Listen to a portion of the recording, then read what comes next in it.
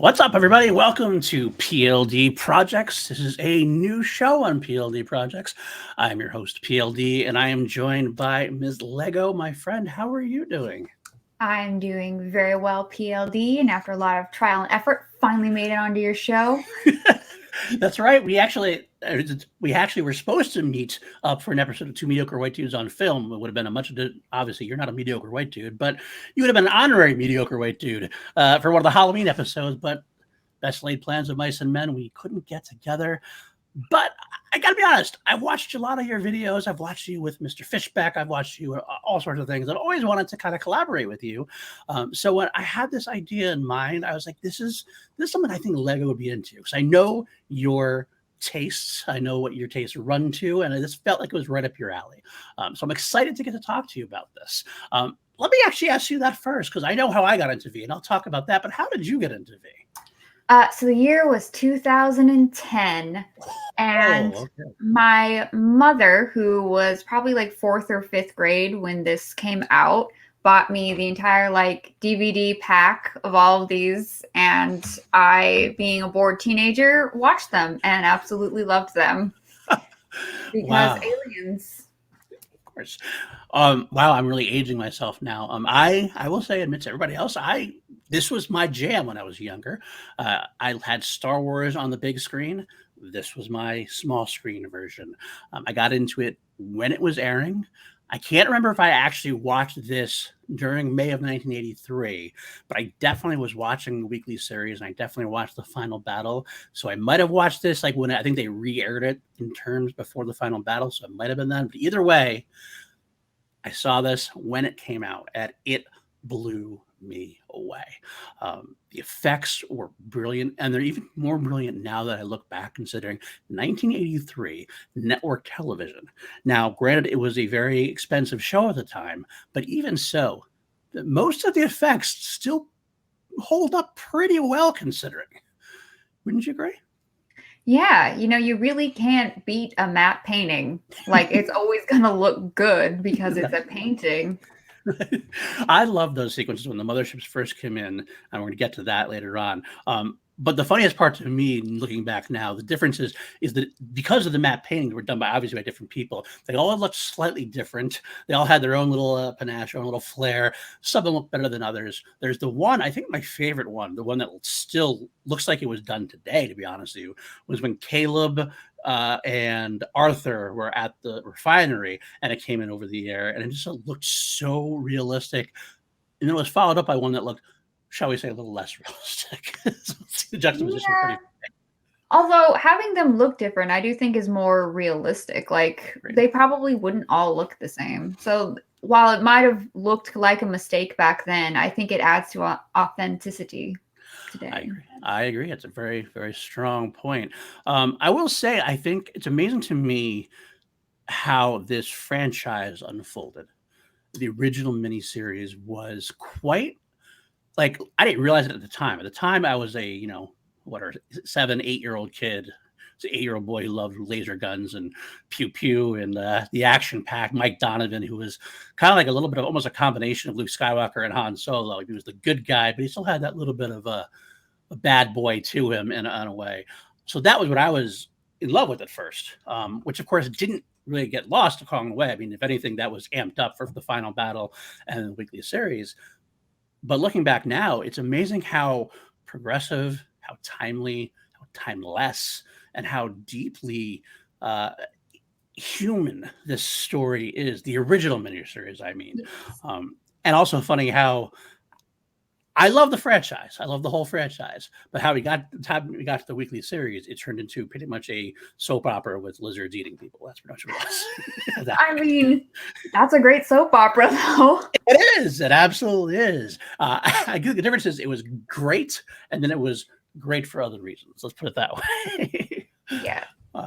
But the initial concept of V, actually, and I didn't know if you watched this on the channel before. By the way, if this is your first time on the channel, please hit that like, hit that subscribe, smash those numbers or whatever. Follow us for more. We're going to be going through the entire franchise, and if you're a V fan, this is going to be an amazing time, I hope. I mean, I'm trying to push us a little bit. I think we're pretty good at what we do. So But if you weren't here before, you saw my interview with creator, writer, director Kenneth Johnson, and he had a great pitch at first. He initially said he didn't want to make a science fiction show at all because he had done that with Bionic Woman. He had done that with the Incredible Hulk series. He kind of wanted to get away with that, get away from that, I should say. He wanted to pitch something more in lines with fascism, human response to fascism, and slowly the takeover of a government in the U.S.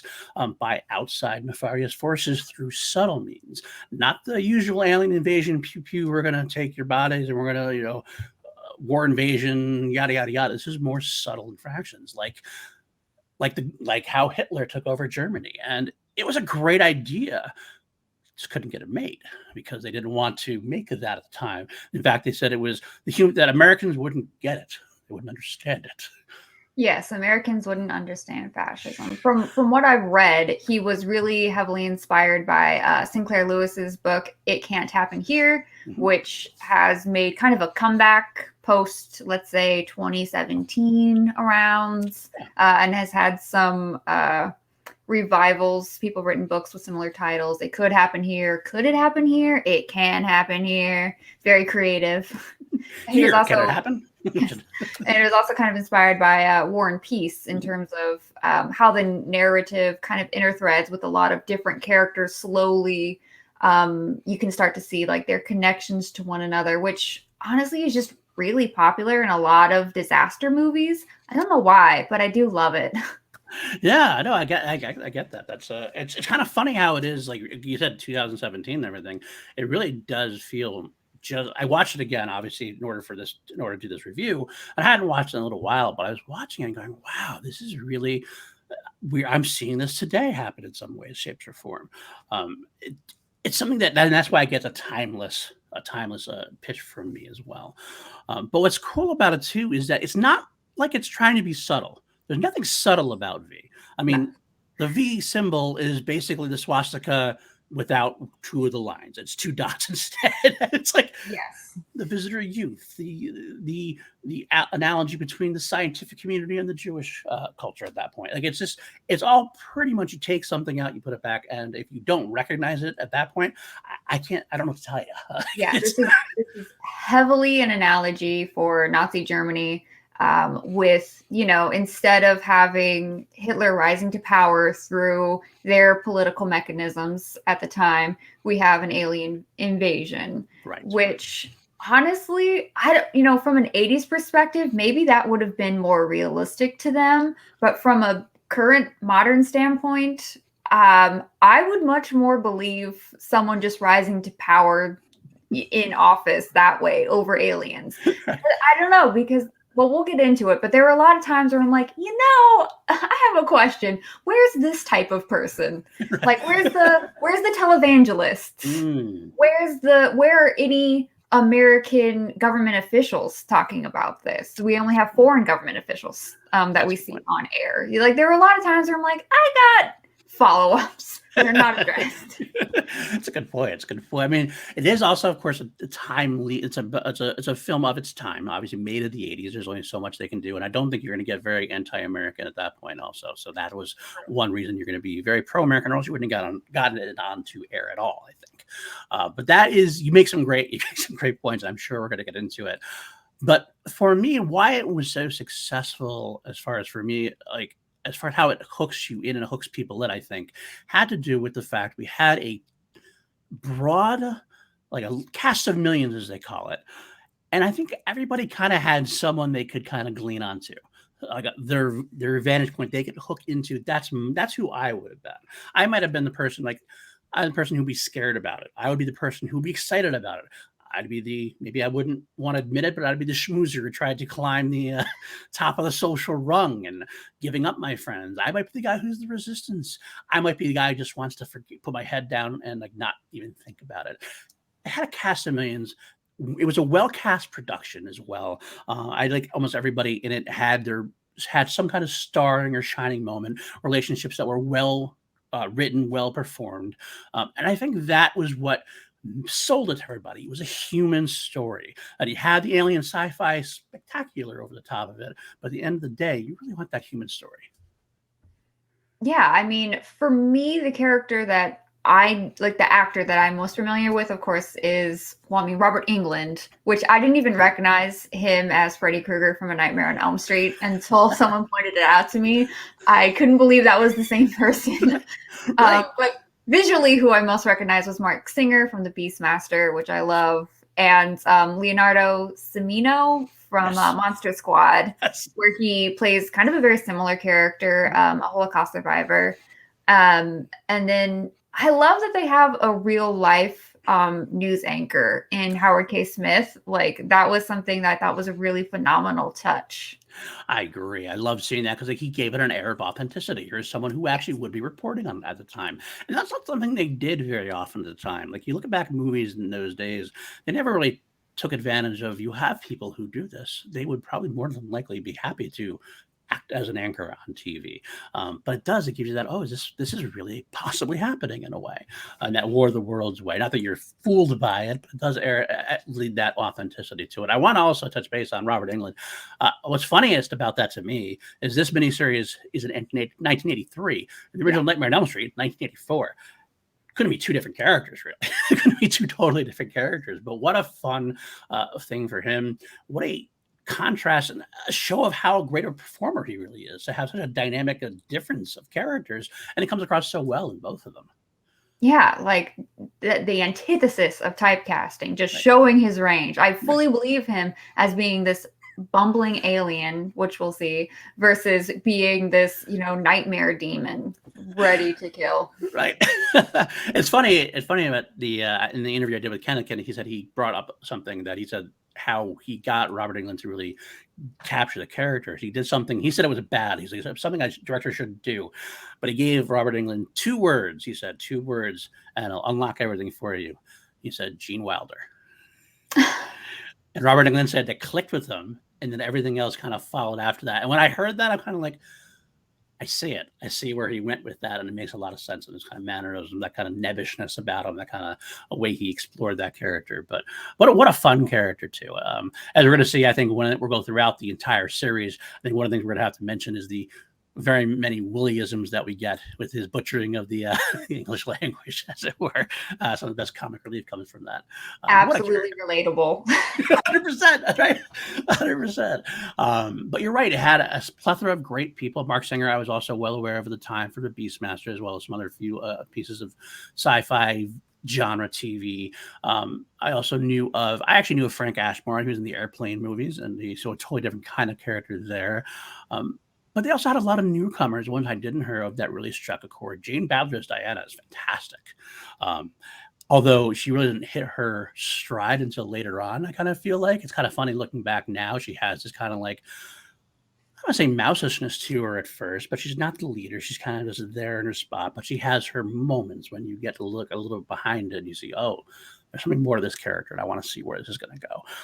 And you get to see more of that as it goes into the final battle in the weekly series, of course, where she becomes Queen Lizard, Queen Lizard herself, really. But what a great performer she is as well. Just the eyes alone, the eye acting. Yeah.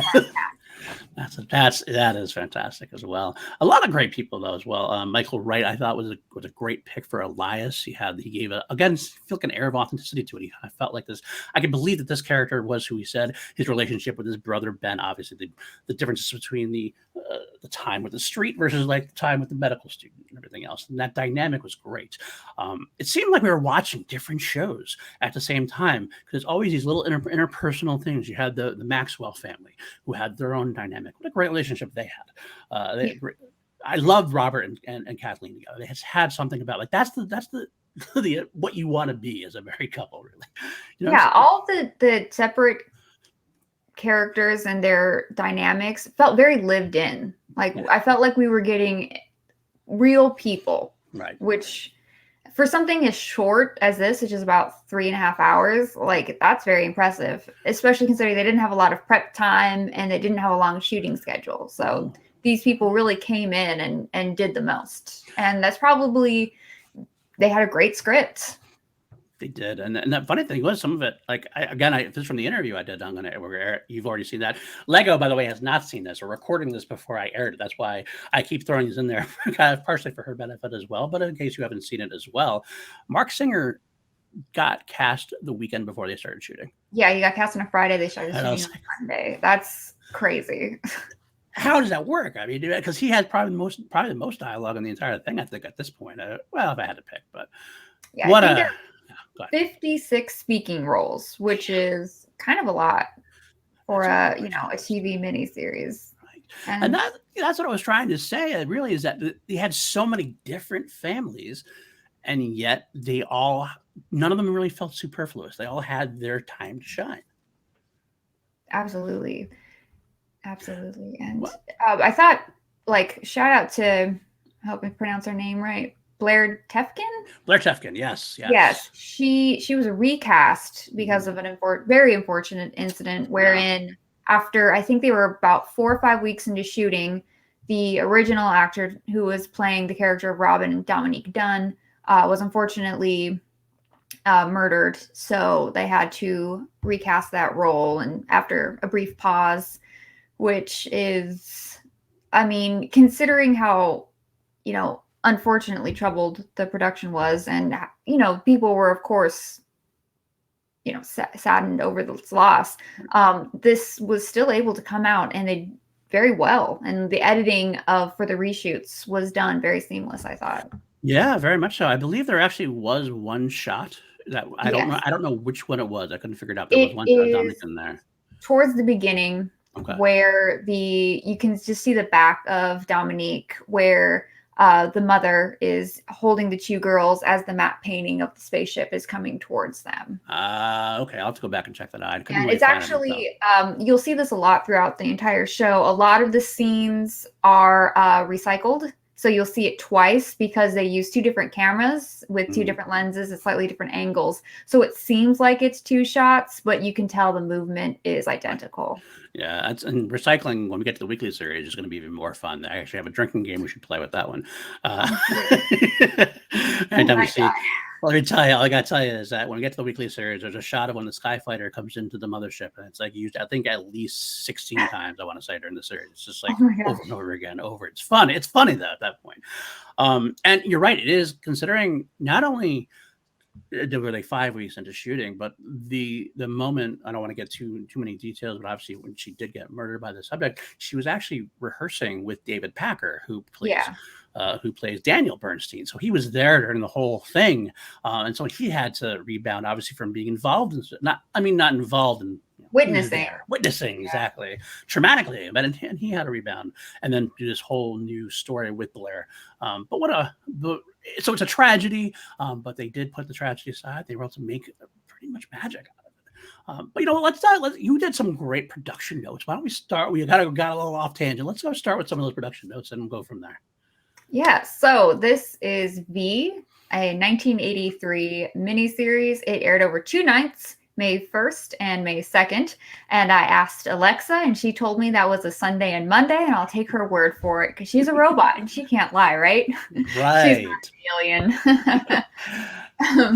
So it's written and directed by Kenneth Johnson for NBC. As I stated earlier, it was heavily inspired by Sinclair Lewis' book "It Can't Happen Here," which was written, I believe, in the late 1920s, early 1930s, and it is a very, very obvious analogy for a fascist takeover, which just happens to use reptile aliens as the entities taking over rather than people being elected into office. And it's, considering its subject matter, I'm kind of surprised it was so popular, but I think that was just on part of how popular aliens were in the early 80s. Thanks to Star Wars, and there are certainly some Star Wars references in here.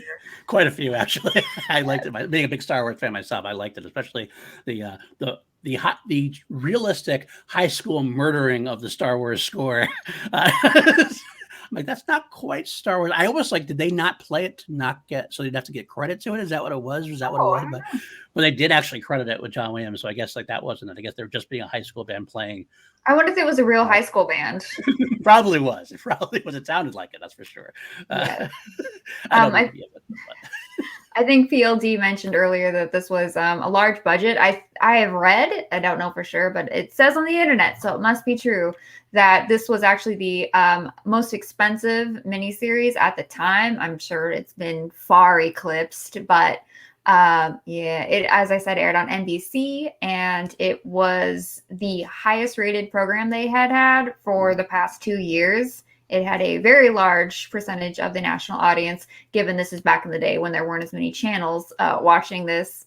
It was very popular enough to get, as we've mentioned earlier, a spin-off, or well, a sequel rather, miniseries the next year, as well as a TV show, which both aired the same year, which that must have been a very busy year of 1984 for them.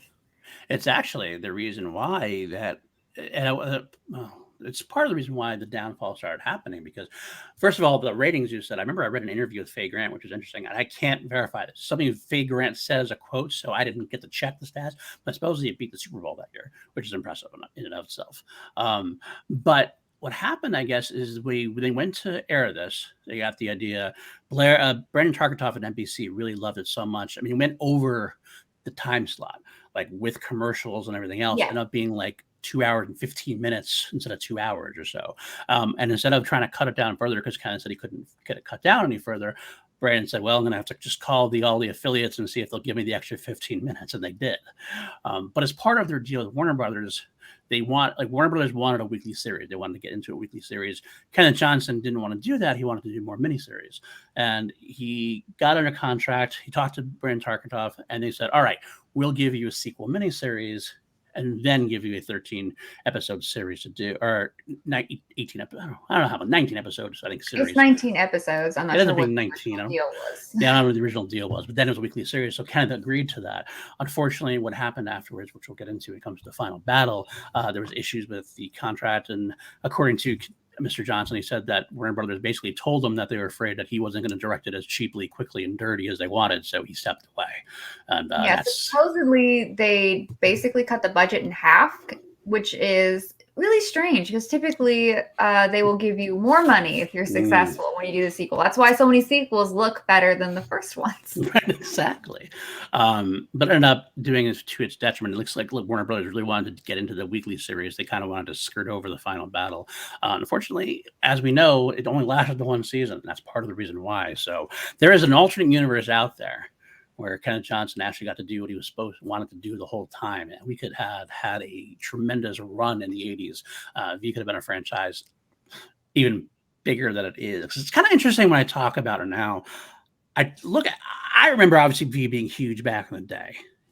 I hear a lot of V fans. Robert Englund always says that he actually gets more people talking to him about V than he does about Freddy Krueger sometimes. A lot of people get asked about V. V was obviously popular enough that they did do a reboot of it in the late 2000s, 2009, 2010, I think it was. And they're still talking about doing it today here. So it's got some resonance to it still. But it's like it's not Star Wars now. It's not like one of those 80s ones that have gone through the 80s, the 90s, the 2000s, and everything else. It's timeless enough that it sticks around. But I do wonder if we had gotten what Kenneth Johnson wanted, would it have been one of those big, timeless, we are getting more and more from it? I don't know. It's interesting to think about. Yeah, that's interesting. But I definitely think you would have gone a different direction than they did. Absolutely.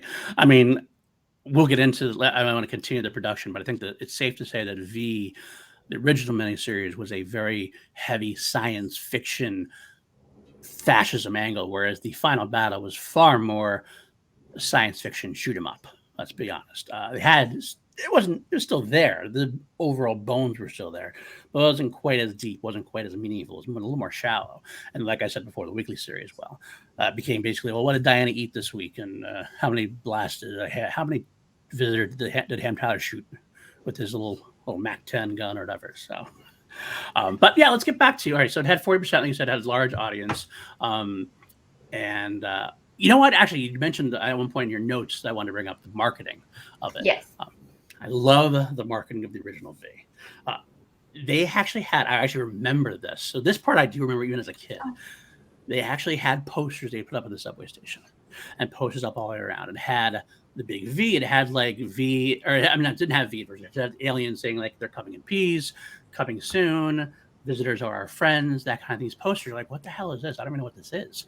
And then like right before the miniseries began, everybody went around and they spray painted the big V over it. So I was like, what the hell is going on? This was like marketing. You don't really hear about that back in the day. Nowadays, you get something like Smile. You have the people at the baseball games and things like that. More viral marketing like that seems to be much more of a thing nowadays than it was back then. But to me, that's kind of a very cool way to try to market it. Yeah, they had a few different versions of these propaganda style posters, which were again kind of reminiscent of stuff that they did during we'll say early 1930s in Germany. So we have stuff like the future together, friendship is universal, our friends, and you have these men in these like orange suits, which we'll see in the show, in sunglasses, kind of hanging out with some old people or some kids, and then after about a week, kids or teenagers were paid to come and spray paint V's on them, which they do in the show. And then a week after that, they put notes at the bottom, actually advertising the show, because they actually hadn't said what this advertisement was for up until this point, which is definitely one way to spark interest. Like if I was around and I saw that, I would be very curious. I would totally tune in. Right. Especially once you get to know it, like, oh, this is what it is. Oh, that's kind of cool. I like that. And that's just smart. That's just really an interesting and intriguing way to like promote your show, other than, the typical advertisement commercial. Absolutely. Well, we started talking about the production. Now, we actually never even talked about what the synopsis is. You've heard us talking about aliens. You've heard us talking about fascism. You've heard us talking about science fiction. You've heard us talking about a lot of different things. But we actually, 26 minutes in, we haven't given you any kind of like synopsis about the original idea. You want to hit us with what the basic synopsis was? Yeah, I'll just go ahead and read the cool little DVD cover. 50 spaceships, each 3 miles across, hover ominously above Earth's major cities. The visitors that emerge are human-like in appearance and extend the hand of friendship. Our planet's resources are just what these aliens need to survive, and for its future survival, unsuspecting humankind will need a miracle. Kenneth Johnson's science fiction spectacular V mixes dynamic special effects with cliffhanger thrills. As fascist rule enslaves the globe, freedom fighters battle to save our species. Mark Singer, Beastmaster, heads an epic-sized cast of human defenders, and, behind sleek uniforms and benevolent behavior, reptilian invaders. For unparalleled extraterrestrial excitement, the invaders of V are unstoppable. I'm pumped. I want to go watch this right now. Again. All right, let's get into the actual show. That we've kind of touched base on some of the cast, and we'll definitely bring that up again as we go through. I love the fact at the beginning, the Joe Harnell score comes in, and it's a wonderful score, especially for the 80s TV series. It's very epic, very sounding. From what I remember, if I read this correctly, the beginning was kind of like the V in Morse code. That's how the beat was at first. So yeah, it's kind of like those tones that were there, which is kind of a subtle way to begin. I loved it. It's taken from Beethoven's Fifth, part of it, and it's Morse code. Long, short is V. There you go. Perfect. I don't know Morse code, but I trust you. So I trust you like you trust Alexa. So we'll go from there. And I got it from Alexa, so now I'm trusting Alexa too. Okay, fair enough. But it's a great opening score, and it has this great. Right away, I kind of into it. It has this dedication, to the heroism of resistance fighters, past, present, and future. This work is respectfully dedicated. What a timeless way to start! It's like right away you're like, I love it. Okay, I love it. I'm all in. Yeah, absolutely. And this is what it tells you right away what this is about and who it's for. Very specifically, resistance fighters. Mm-hmm. And we open up in a resistance war zone. Obviously, what a great choice to open it up. You don't have to. You don't have the aliens there. So this is about, like we said, it's about resistance fighters. Let's see resistance fighters. We're in El Salvador, where our freedom fighters are fighting to liberate their country. And Mike Donovan is there as a journalist reporting on this battle with his compadre Tony, who, by the way, Evan Kim. I love their camaraderie, and I'm very sad. Obviously, this is spoilers. If you haven't watched this, we're gonna be spoiling it. I feel like he is killed off way too soon. I would have loved to have seen Donovan and Tony together for quite a long time. His death, his work wonders as far as motivation and things go. But from this first scene together, like I like these guys. I like who they are. Right away, you get this lived-in performance from the two of them. These guys have been friends for years. They've done this for years. They've been in these kind of situations where they should be scared out of their minds, and they partially are. But Donovan's got to show that he's a badass, cool 1980s action hero. He's like, I got to do what I got to do. I got to have my camera. I got to watch this thing go down. But like their banter really does show that they've been in situations like this a number of times. Like I think they said they've won a Emmy. They've been to Cambodia at least. They've been to probably a couple other places they mentioned later on in the series. I'm not great with geography, but apparently Tony would have rather this happened in Cambodia than El Salvador. Although I'm not 100% sure what Tony's job is. Mike Donovan very specifically operates the camera, and I think this is really important because Kenneth Johnson has said that he wanted a character who doesn't blink, and Dan Rather had written an article in a newspaper long ago that says the camera never blinks. So he specifically had a cameraman be the hero or one of the heroes of his story because he wanted. And if you pay attention and really watch Mark Singer's performance as Mike Donovan, whenever he has the camera to his face, he doesn't blink when there's a close-up on his face. Wow, I'm learning stuff too. That's awesome. I pay a lot of attention. That's cool. I love, you mentioned the line about Cambodia. I love that line specifically because with one little line of dialogue, you get history. You guys have been together for a while. Okay, we get it. It's the way to do it. And we get this very beautiful moment which we'll get into when we do part 2 on the next episode, but it's kind of a bookend to a degree. We have this great moment where the helicopter comes and we have the resistance fighter of El Salvador standing over his man and like taking out his sidearm and shooting. Like it's what a shot. The helicopter coming down, shooting at him, and he's standing his ground, getting fired at. Brave, powerful moment. Donovan, of course, captured it on the film, on the camera rather. What a great moment there. That bookcase later on. It's such a beautiful shot by Johnson. Absolutely. And I think it's actually interesting that this being shot in late 1982 in the very same place just months prior, the Twilight Zone film was shot, which unfortunately an actor, I believe Vic Morrow, and 2 children, Renee and Mika, were all killed in a helicopter crash. Right. And so safety was a really huge priority when they were filming this. I think it was said that Kenneth Johnson had to go over all the helicopter movements, where every squib was going to be for whatever oversight looks into the safety matters on sets and stuff like that. And he had to spend a day going over all this to show them that this was all happening in a very safe and contained manner. Right. Interesting point. That's I'm glad that happened. I mean, obviously out of tragedy comes the need for safety, and that's the silver lining. It's kind of like when Brandon Lee passed away during the filming of The Crow. All of a sudden, gun safety became much more prevalent as of the time. It always could be it should always be refreshed, things of that nature. But yeah, the greatest of that moment, it can't be underscored. And then we get the moment where the helicopter comes after Donovan and Tony, who are trying to drive away, get away. I'm guessing that they're chasing them because they don't want the footage to make its way back to the air, I guess. I don't know exactly what's going on. They don't need to say that. But I will say, as an interesting note, which we'll talk about at one point, the novelization that was written by A.C. Crispin, the novelization covered the entire both miniseries, V and V the Final Battle.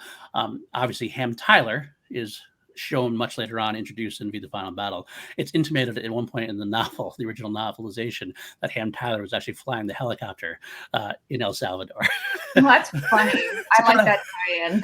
That's a cool connection away, because Ham and Donovan also have their history as we get shown much later on, which I love too, by the way. That's a great camaraderie, which we'll get to.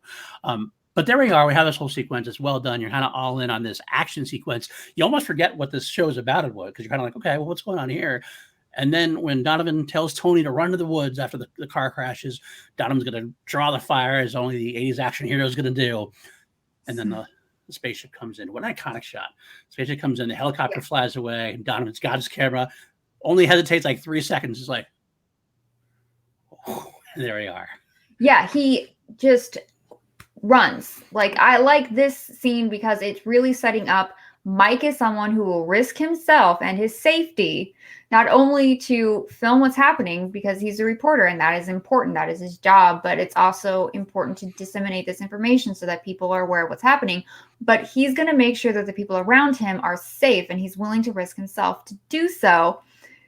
And the helicopter has him dead to rights. Like, he is a goner. Then it flies off, and you're just like, what? Why did it leave? And then from the background, you have this wonderful shot of, a matte painting that is superimposed, I think, pretty well. You can tell. But for a 1983 TV, essentially TV movie, it's pretty good. And just the look on his face, it's kind of like in Jurassic Park when they first see the Brontosaurus. It's a good. It's great. Because he sells it very well. He gets that whole shocked moment and goes in. Of course, we have breaks into the score at that point. Now, again, we get more credits, but then we get introduced to pretty much everybody else. Yes. And it's a great way to do. What a great way to do it. We're going to have the biggest event of anybody's life at this moment. We're going to just get the reactions from everybody involved. We start, of course, with Dr. Metz and med student Julie, who, by the way, Julie, because V is not quite as remembered as other shows, Julie is really a progressive, badass science fiction hero. Like, Linda Hamilton, Sigourney Weaver, Faye Grant is Julie. I mean, she is the leader of the resistance. Mike is like the head of he's like the main star, so to speak, if that's the case, because of his name. And he's probably the most action-oriented guy, the guy we would go to. But he ain't the leader. Julie leads this resistance, and it's showcased several times what a strong, powerful, badass character she is. Yes. I think Mike is... He's, like you said, very action-oriented, but he's not as good as working in a group. Right. Maybe in a partnership, like with Tony, and we'll see other people later on. But Julie, she can organize. She is very intelligent. She is very forward-thinking, and she's very good at working with people and adjusting her mannerisms to ensure that people listen to her. Absolutely. Donovan's far more impulsive, and that's why you're not going to be able to get stuff done when you're that impulsive. Yes. But Julie has everything else pretty much locked down, as we see later on when she, I guess it's like part 2, I believe, when she starts organizing resistance more and more. I get to see how people look to her. Everybody looks to her, and you start to understand why. Even and there's several times throughout the series, and the miniseries and the series, where people will question that, including Mike. Michael questioned at one point. Later on, Ham questions like, why are we looking at this kid? But then, like, you hang with her a little bit, and you start realizing why they do it, because she is just really good at what she does. And she's just very inspiring. So we do have, again, we got Dr. Metz, Julie, Ruth, Ben. They're all in the scientific community. Then we flip on, and I had the thumbnail. We get to meet Robert Maxwell, the anthropologist on the dig site. That's my favorite shot of the first miniseries. I'll put it up again. I'm sorry if you're audio only, but look at this. What a great shot to use. Ominous, foreboding, but exactly what you want out of A. Yes, this phenomenal split diopter shot of we are zoomed in on a human skull at a anthropological dig site, and then in the background, but still very much in focus, you see the spaceship coming on, and it is wonderful foreshadowing. Kenneth Johnson is great at foreshadowing. Throughout the entire film, there's stuff like we already mentioned, the El Salvador heroic battle. This is another one of those shots. You're like, wow. It really is. I got to say, as we go forward, the original V and V the Final Battle does hold on to this. There's definitely a tinge of a horror movie in the background. There's that horror. Yeah. It's always something on it. You always feel creeped out, uneasy when you watch this one, because something's going down and you're like, something's not right. We haven't talked about Daniel yet, but every scene with him, just instant, what a good job he does, though. That's the thing. He does a great job at doing it. I don't know who David Packer is, but I'm hoping he's a nice guy, but he delivers that performance very well. Yeah, horrifically well. True, very true. We got also, of course, during this whole thing, we get to meet the Maxwells and the Bernsteins, who obviously live in the same neighborhood. We have the Maxwells, which you mentioned, Robert and his wife Kathleen, and the children, Robin, Polly, and Katie. I believe it is Katie. Yes. Yep. And they have their own style. They have friends, the Bernsteins, which is a wonderful Jewish family, obviously Holocaust survivors. Leonardo Semino's, Abraham is, and Stanley, his son, and then Daniel, his son, Lynn Bernstein, the wife. So you get their reactions. Go ahead. Want to throw out Lynn Bernstein is played by the phenomenal Bonnie Bartlett. Yes, she is wonderful. And you know what? I'll throw it out there. I'm going to keep pimping that interview. We had a great moment. Kind of told me about this. The performance that he got out of her during part 2, the reading of the letter at the end of part 2. He had this wonderful performance that was powerful, sobbing, and then he said it was almost too much. So he came back the next day and he made her do it again.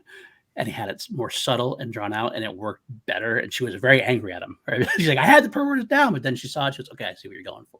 But yeah, she is a phenomenal. She's scared out of her mind. She's a housewife who really obviously just is in over her head when it comes to this kind of stuff. She just wants to, live her life with Daniel and with Stanley, but she delivers it well. Leonardo Semino, again, delivers a great performance. He's unsettled right from the beginning because he really is the true audience at this point. He's like, can't you guys see what I see? Can't you guys see this is happening all over again? Like, this is exactly what happened back in the 1930s. The Visitor Friends, the Daniel enjoys the Visitor Friend program. And he's like, this is exactly what happened, and people can't seem to see it. But it's beautiful. And Daniel's initial excitement is just, It's a great foreshadowing about it. It's exactly what it is, because Dana comes out, you're like, this guy loves it. So what's going to happen here? But who else do we meet? We get to meet Elias. Obviously, gets it right away. Know who he is. He's breaking into the house. He's looking at the TV. Like, LA. I thought it was really smart how they had him like checking the radio. Yes. He like turns the radio on, make sure it works. He can steal it. Then he turns the TV on to make sure it works so he can steal it, but then stays because he sees the news report. Because that's a good question. Like, how are you going to get this guy to turn the TV on when he's breaking into the house? Like, why would he do that? That was really smart. But yeah, having him do that was very smart. Absolutely. Great stuff there. And of course, we get to see Caleb, their father, and Arthur, obviously working together at that point. Caleb's an interesting character as well. Very older gentleman, older school character with his own faults, but genuinely, I think, a good guy at heart, even if he has some, how we say, older man mentalities at times. I'll just bring it up now. I thought Caleb was a really interesting character because he's very clearly a stand-in for xenophobic people who, if you have, extraterrestrials coming in, you kind of need that character. You need that working class, American. And I do think it is very interesting that they hired Caleb is a Black man rather than your typical middle class, white man playing that role. Right. Because in this particular instance, those sort of intersectional issues aren't as big of a deal when there's this whole other species of I'm using air quotes, human. Right.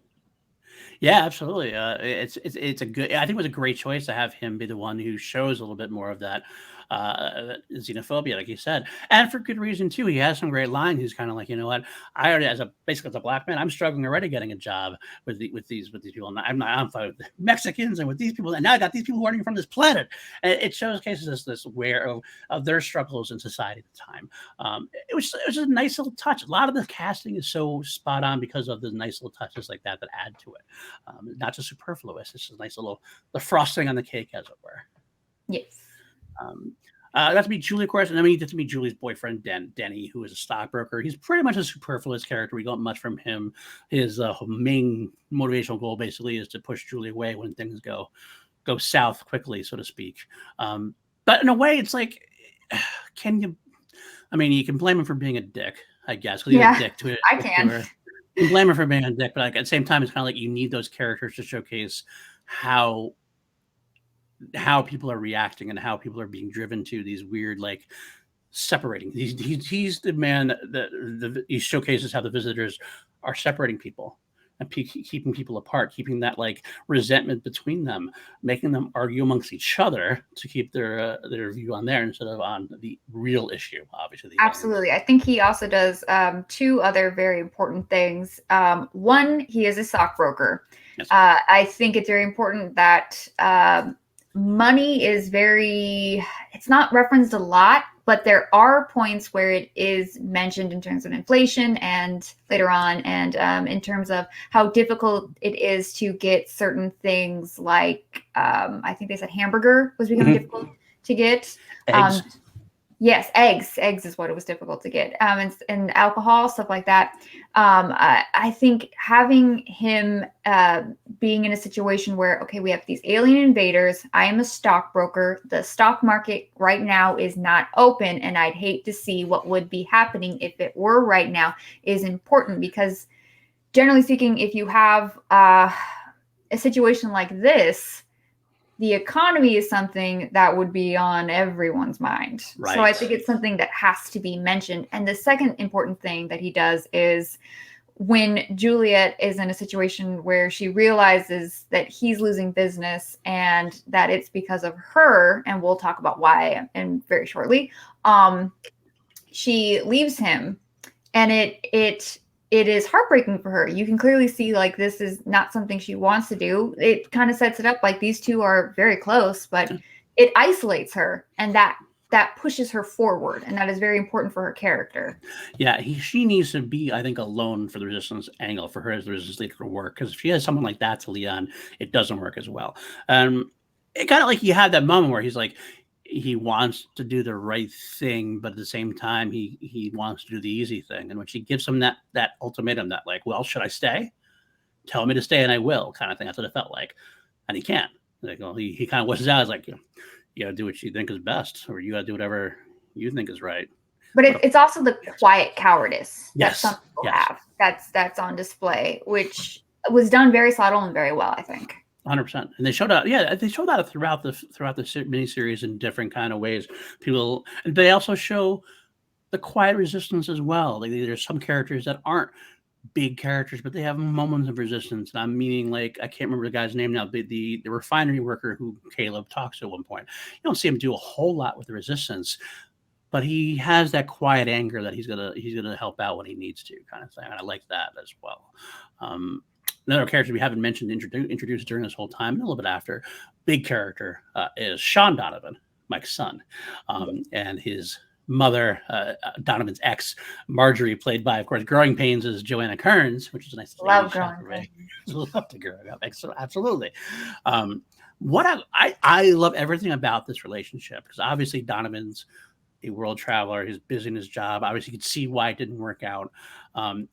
Marjorie is like, has this jealousy to her, and it could have been handled a lot differently, I think, but they tried to make it where there's problems between these two people, but they're not like cartoonishly over exaggerated problems. Like, she had the problem with Donovan being newly famous and how can it compete with pizza, but then Donovan's like trying to be supportive. He's like, well, why don't you do your own thing? You want to go back to school. You don't have to compete with me. You don't have, this is not a competition. But it showcases not a great relationship, but a great storyline relationship as far as where we go.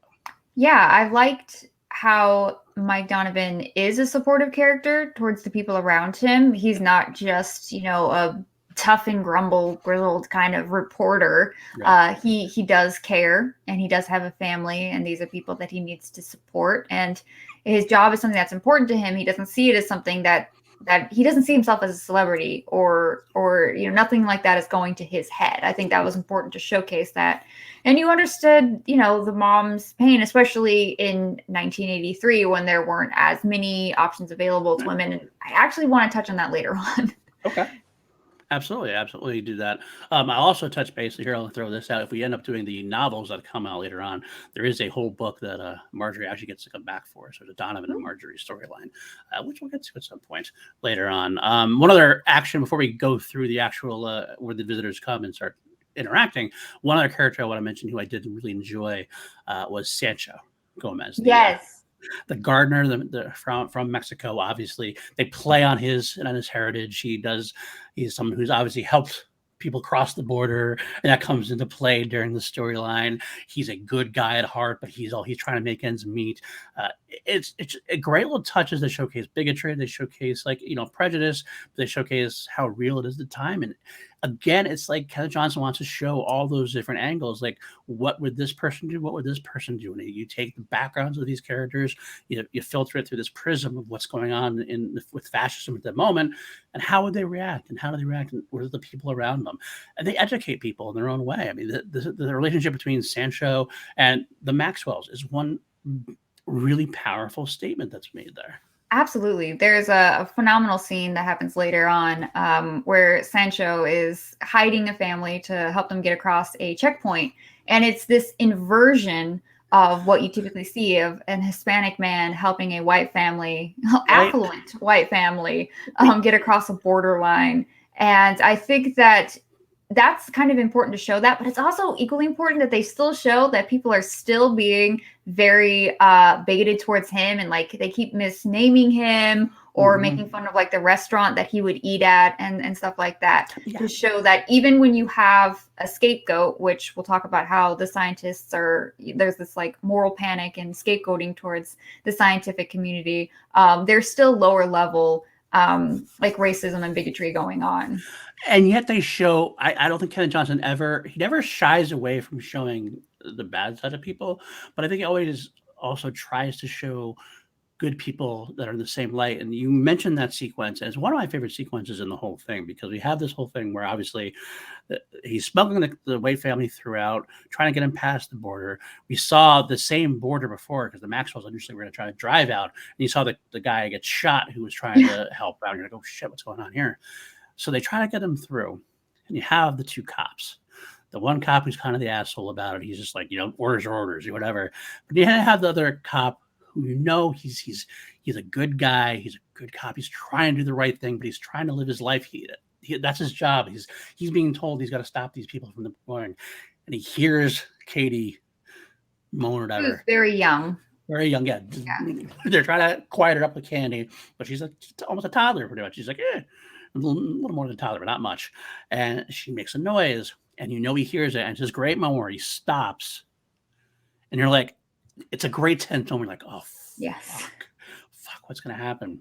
And he just sits for a second, and he just goes, we're all clear here. And then Sancho and him share that look between them, and it's like a small little, and it's like, it's that sign of hope that there's good people that are going to help us through this situation.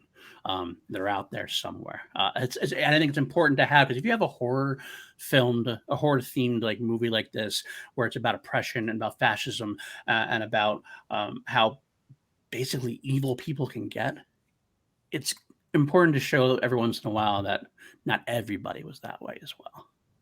Yeah, I mean, most of what we see are resistance fighters. Again, this is the point of the show, but you have to have people who go along with those in power, but you have to show that, otherwise they're not in power. Right, exactly. But equally, I love that in the visitors, there are good ones too. Like, yes. They want to show like there's this dichotomy of us versus them, but really it's people all around, and there are good ones and bad ones in both sides. It's us and them, but it's not necessarily us and them as you would think. It's us as in the good guys and the bad guys, so to speak. Yes.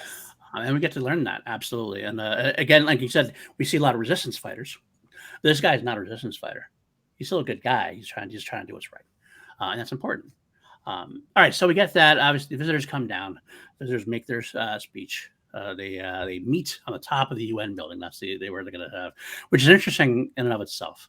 The UN being the closest thing you would have to any kind of world organization that gets all those countries together. This confused my poor, uneducated mind, because so much about this, like, I can understand you're an extraterrestrial and you see the phrase UN, you can read that in whatever language, and like, United Nations, okay, this must mean this is their global government. This is their global government. We'll reach out to them. But the UN does not have any power, like, whatsoever to do anything. For the most, everything they do, they have to reach out to whatever government and get those people to authorize things. Right. So it's just agreements amongst various, I don't know how many, countries. Right. I mean, in real life, there is what is the title? there is a secretary general in Yes. real life, and that's who they're using in this. But for instance, like he has UN troops. There are no UN troops. That's not a thing.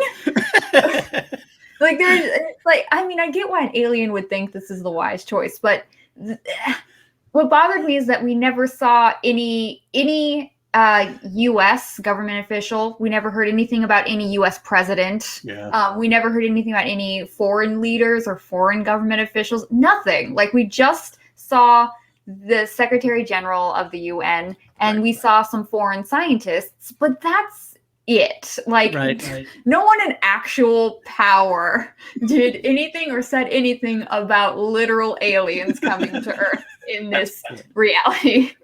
That's a very good point.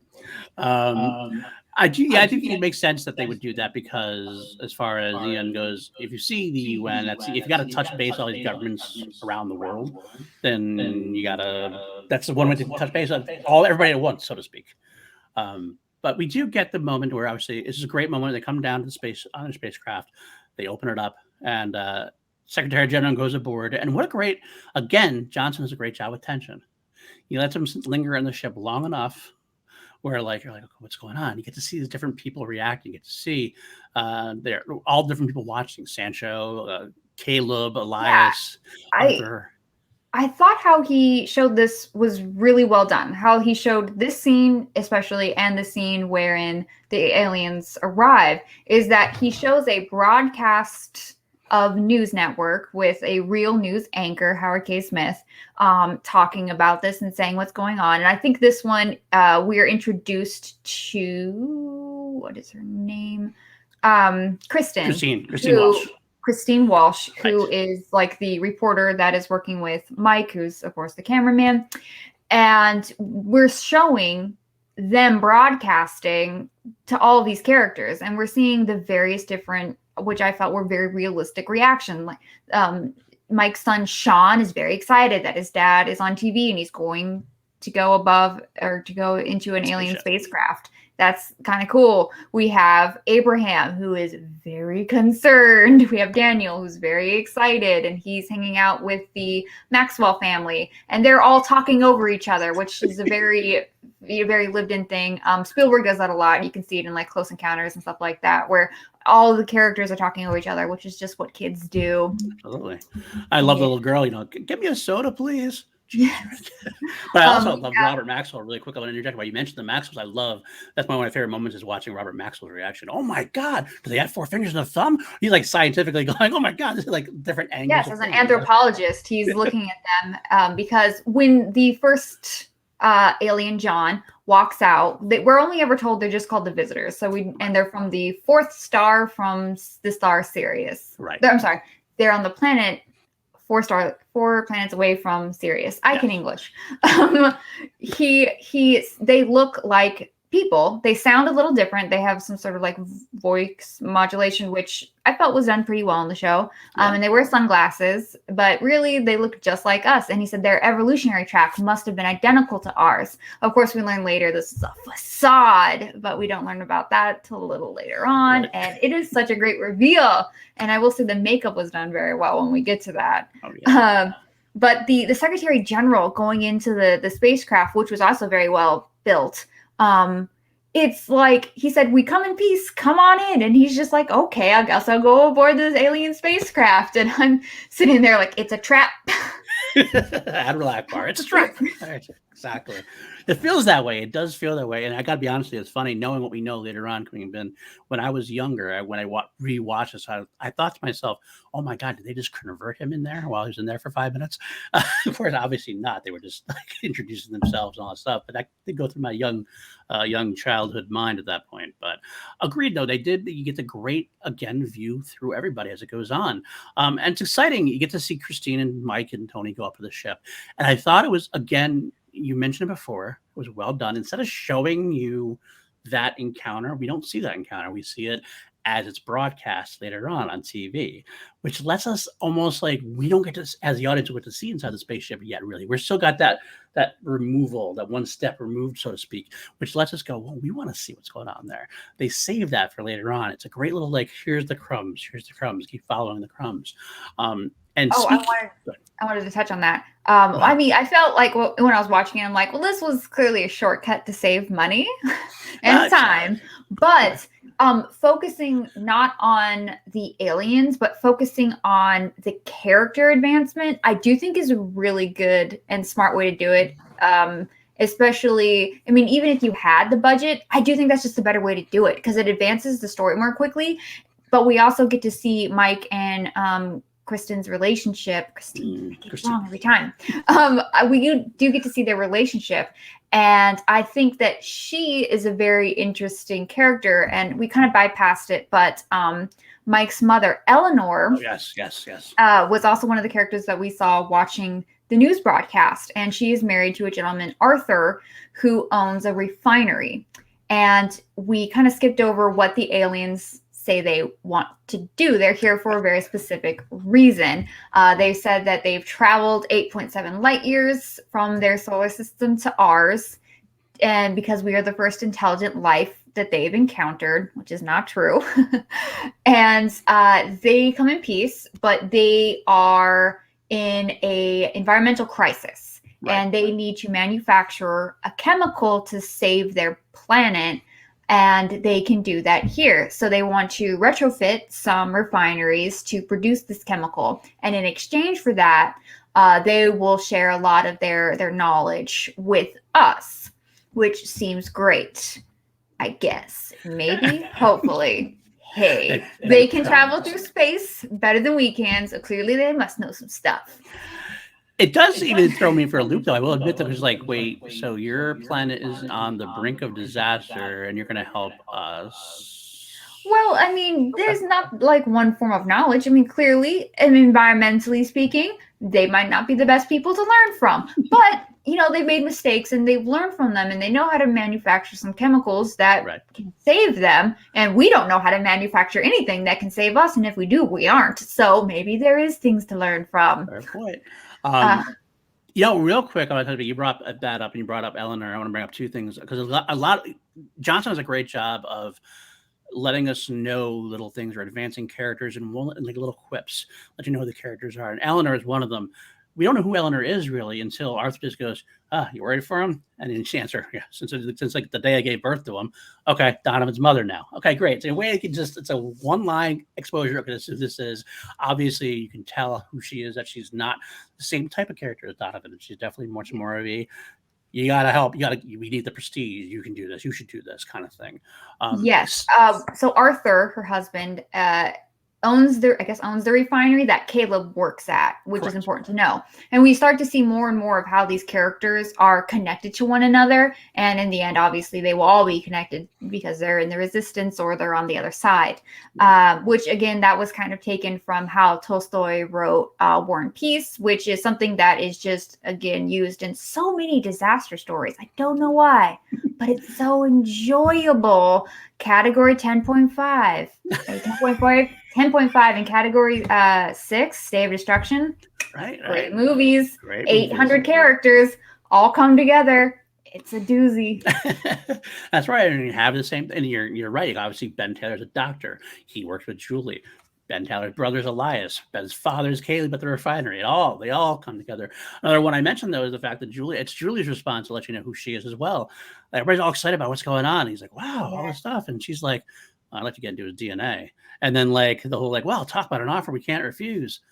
I wonder what would happen if we did. Yeah, she's from the get-go very suspicious of them. Right. You mentioned before that Robert Maxwell is very excited just as a scientist. I like the scientist's analysis of the situation compared to just the more average people. But we also have people who are just like hopeful. Like Sancho's watching the TV, and when the senator goes up, the secretary goes up, he's like, good luck. Like there's people who are hopeful. Ruby is an old lady who's friends with Abraham. She's, excited, and she's hopeful, I guess. She's kind of naive. She's like looking on the bright side. I don't think it's a naivety. It's like a chosen way. Optimist. That's what she wants to be. She wants him to be right. And she ends up becoming a great character in a short period of time as well. Lovely character overall. But okay, so I think we got through that. we have the news broadcast. Obviously, we get to learn Donovan and Christine's relationship, like we mentioned. And I want to say again, though, I have to bring it up. What a great foreboding shot Johnson uses. Donovan and Christine start making out on the couch. On the couch, all of a sudden, it goes back, and there's Diana. Diana's face, like watching over them. Not doing anything, just as like that. She is evil, and we're this. You can tell it's almost like a music cue, and like stars are pointing out, like this is the evil one right here. The eye acting. That's what it is. It's the eye acting. She's watching The you. eye acting. So good. But I love Donovan and Christine's relationship as well, because Christine is very much a ambitious person, and Donovan is not that kind of ambitious. Like he's ambitious to a point, but he's got a very strong moral sense of right and wrong, which Christine definitely steps over the line with, and that becomes quite clear. Yeah, he sees his job as a job, and she sees it as a way to advance. But I think it was important to note that Diane is one of the, I guess, higher ranking visitors. Yes, Anna, yes, that we meet at this juncture, and kind of intimidating. I would be intimidating if I'm intimidated very so that matter. But I like that they point out that they have men and women. So like the visitors, if nothing else, have some gender equality. And also that there are several thousand visitors aboard each of the 50 ships that are in Earth's atmosphere, which I think when we start talking numbers is important to note. Absolutely. And I do think it's also interesting that like the Secretary General introduces John as the leader, the supreme leader, and he's like, no, I'm just the admiral about this little small fleet around your planet. Yeah, this small fleet. Small fleet. And it's noted too, small fleet. Okay. Like good. When we get into the next scene is I think when we really start to look at like scope. Oh yeah, we get to the refinery. That's what it is. The refinery is, and the serenade of John Williams theme from Star Wars. High school version of it, yes, the high school remix of the Star Wars theme. They did their best. They did. I shouldn't knock them too much, but it was just funny hearing it. Of course, Robin, and again, once they do is they put these characters together. Robin's in that high school band. That's great. Arthur's there with Eleanor. Donovan's there to cover it with Christine, with Tony. We get to see obviously Caleb works there. Tony's there, and we get to see. For the first time, I think the first time I get to see Martin there. Yep, we see Martin for the first time. Diane and Steve. Diana's there with Steven. Yep. Martin, by the way, we did hear him once before. He was the voice of the countdown. Yes, I actually was one of the first things when I was back when V came out on DVD. There's a commentary track, and Kenneth Johnson left his email address if you had questions. And I wanted to talk to him, and I didn't know what to ask, so I asked, "Was that Martin, or was that Frank Ashmore as Martin?" He just was, "Yes, it was Martin. Good to hear," or something like that. I was like, "That's so great. Cool." I was starstruck for it. It was fun, but Diana is subtle. I love how Diana's character is. It's like a subtle evil, like because she's not broadcast. Obviously, John is the leader of the admiral of the fleets. Stephen appears to be this very strong security kind of advisor. Diana is not put forth as this like leader to us she is, but to like the cast, so to speak, she's kind of just there, scientific advisor, so to speak. But because of the way it's shot a lot of times and the eye acting, there's a lot more going on, and she's going to be a force to be reckoned with. But yeah, I felt she was very self-assured and didn't have any moral dilemma about what they were doing. Like this, she is determined to do this. Right. And that comes to play much more and more as we go on. Diana becomes much more in charge of things, and we learn quickly how important she is.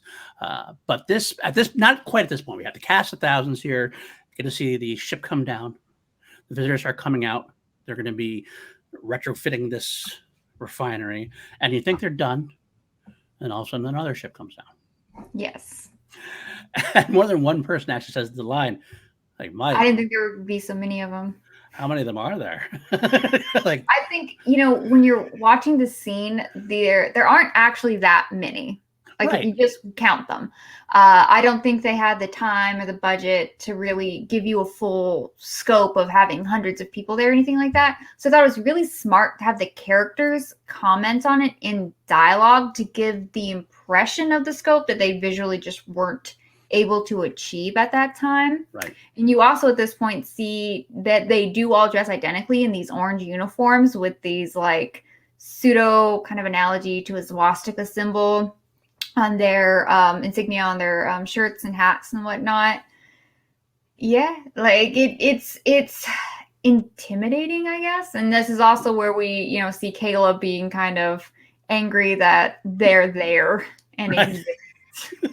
Well, that is like he's worried about him. All these people are like, I got to keep my job. How do I keep my job with all these other visitors around now? Where am I going to work? Kind of thing. It's a very scary human trait. He's got to worry about his family and his own life at that point, his own livelihood.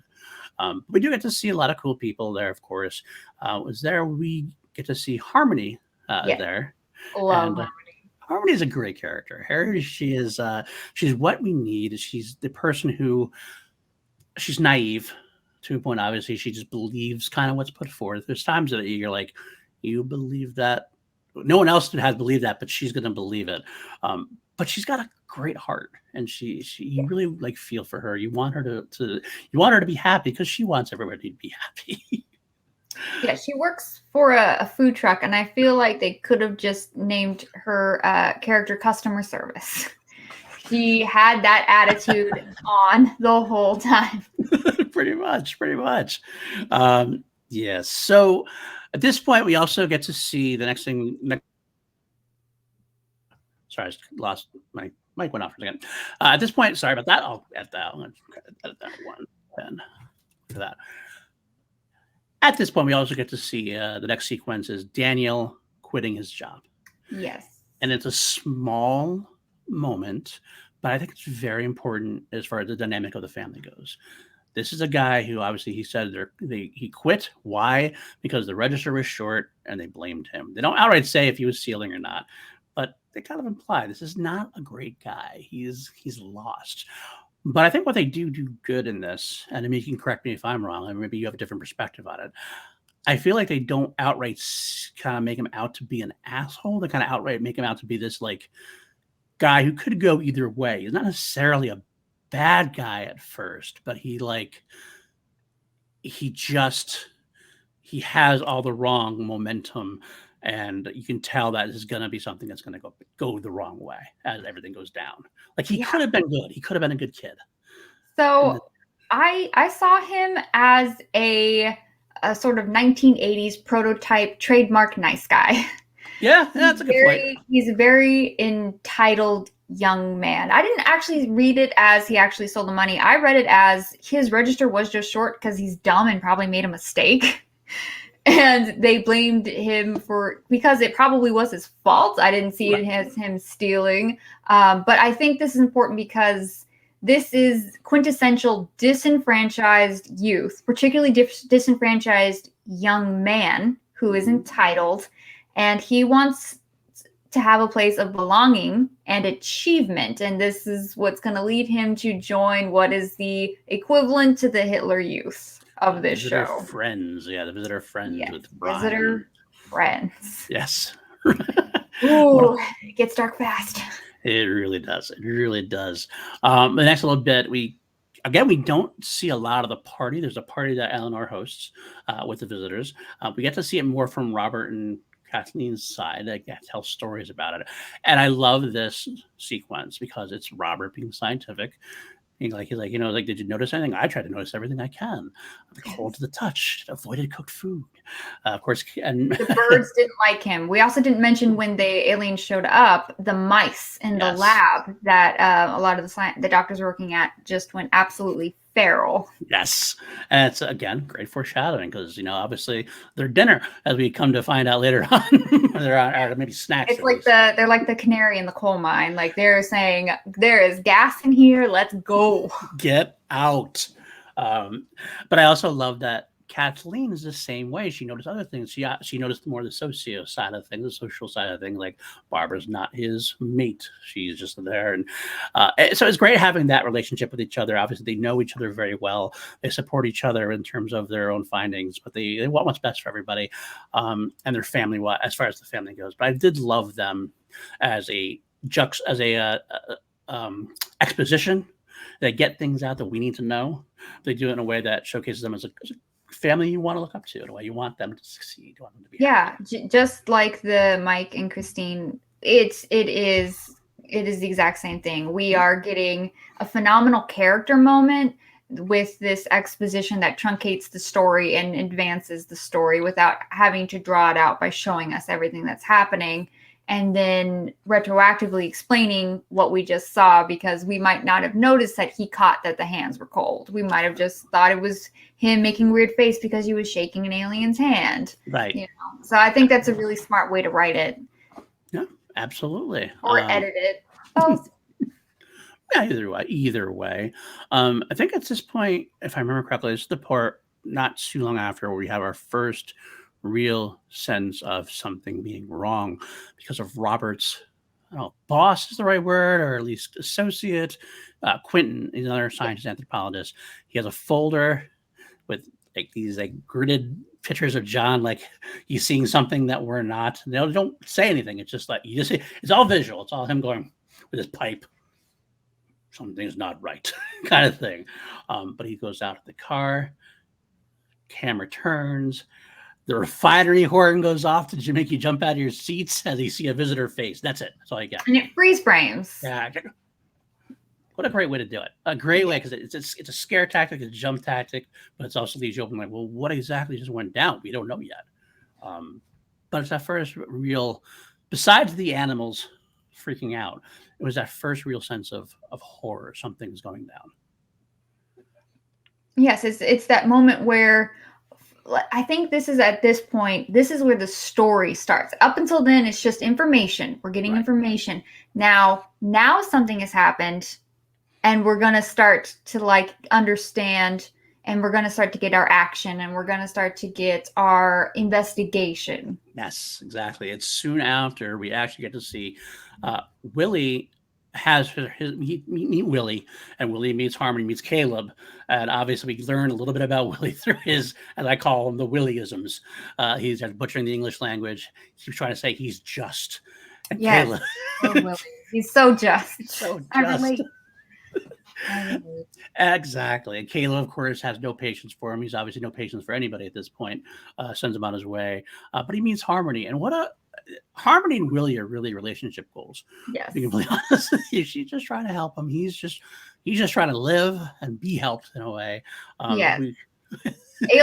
Willie is this bumbling visitor who was supposed to be sent elsewhere. He learned Arabic, not English. To Saudi Arabia. That's accidentally sent to LA. And he's supposed to work at the cryogenic transfer unit, but I don't know if he reads English letters, because Arabic has a whole different alphabet. So I don't know if he knows how to read English or not. But he's lost. He's lost. He's lost. And Harmony helps him to figure out where he is. I absolutely love her character. I love their relationship. They're adorable together. I do love that we don't just have visitors who are good and bad. We also have visitors who are kind of idiots and I'm just here to do a job. I don't know. The grunts, so to speak. Absolutely. Yes, absolutely. They're definitely grunts. And we haven't mentioned it, but there's this leitmotif in terms of the music. That we have like a love song that plays around Robin's character that we haven't met who it plays with her for. And these two, the love song plays with them. We have our hero song that is going to play at the end of this first thing. And then we have like our normal theme song. Correct. But I think the leitmotifs really do a good job of setting up what is transpiring between the characters, as well as really getting you to feel the emotion that you're supposed to feel in that moment. Absolutely. Of course, we get the humorous moment, of course, too, and we figure out that after Willie talks to Caleb and Caleb sends him away, Harmony sends him back. He's supposed to be with Caleb in the first place. It's kind of that Lethal Weapon moment. Caleb is just too old for this. Pretty much, that's what it is. He's like, oh. And you see it in Willie's eyes too. Oh boy. But what does happen later on with them, which makes it even better, is that Caleb, this is a weird science fiction-y thing that happens, and I'm not sure how realistic this is, but you kind of let it go and you go with it. Caleb gets caught in some kind of accident. Liquid nitrogen. 300 below, and Willie gets to go into this place and bring him out, and somehow Caleb survives. Yes. I wrote, I was taking notes, and I literally wrote, "Don't question the script," because he would not have survived. But it's fine. It's fine. The script has done so well so far. We can let it go. We can let that go. I mean, it did have a great effect. With the guy who gets his arm frozen, he breaks it off on the railing right after. I'm like that. I actually looked at it and go, "Wow, that's pretty graphic for 1983 NBC." Yeah, he was they kind of did the same thing in the film The Thing, where they did get just an amputee, and they made this cast that they could break. It's pretty cool. Shout out to The Thing. Yeah, Stan John Carpenter here, not going to lie. Of course. But that's the great moment where obviously Willie saves the day. And it's a great thing for many different ways. We get to see Willie and Caleb kind of get their relationship on a more level ground. We also learn more about what we do, and also other people learn a little more about the aliens. And there's that great horrible sequence where the guy I was talking about before, Caleb's boss or Caleb's top associate, whatever he is, he starts talking to Steve, and he's like, "Oh my God, there's no way a human being could." And like he stops, Steven just stares at him for a moment. And it's just a great visual thing. They're like, "Oh my God." And then like when Caleb does come out, you see him again, and he's just like, "I don't like this. I don't know what's going on, but I don't like it." Yeah, and this is also going to lead to something important that happens later on at the hospital, which is tragic. Yes, indeed. With Ruth, as her name is. Yes. So we should go there, because that's actually in the first action sequence. We're jumping ahead a little bit, but we might as well talk about it now. I might as well doing it now. Ruth is obviously introduced her. She's a very low-key character, not very involved. She works with Dr. Metz, with Julie Parrish. And Ben. And Ben. When they bring Caleb to the hospital, we learn later on that Ruth had saved some of the cells of the visitor of Willie, who had, from the accident, some of his cells had like flaked off onto Caleb. Of course, being a scientist as she is, she's gonna, well, I can get a visitor's skin to look at. That's awesome. And we get to see that. She gets them. She tells Julie about it, and it's funny because like there's a scene between Julie and Ruth that when you look back, it's so like inconsequential and not have anything to do with the story. Like we learned that Ruth has this crush on Dr. Metz, and Julie's gonna help her out with it. But then 2 seconds later, we get our first laser blast, and the visitor kills Ruth. Tragic. Yes, but and also confirms that the visitors are killing people. Yes, that's the thing, because we got the for Quentin, you didn't get that. You just got that frozen frame. This, we actually get to see our first blue laser blast, which as a kid I loved.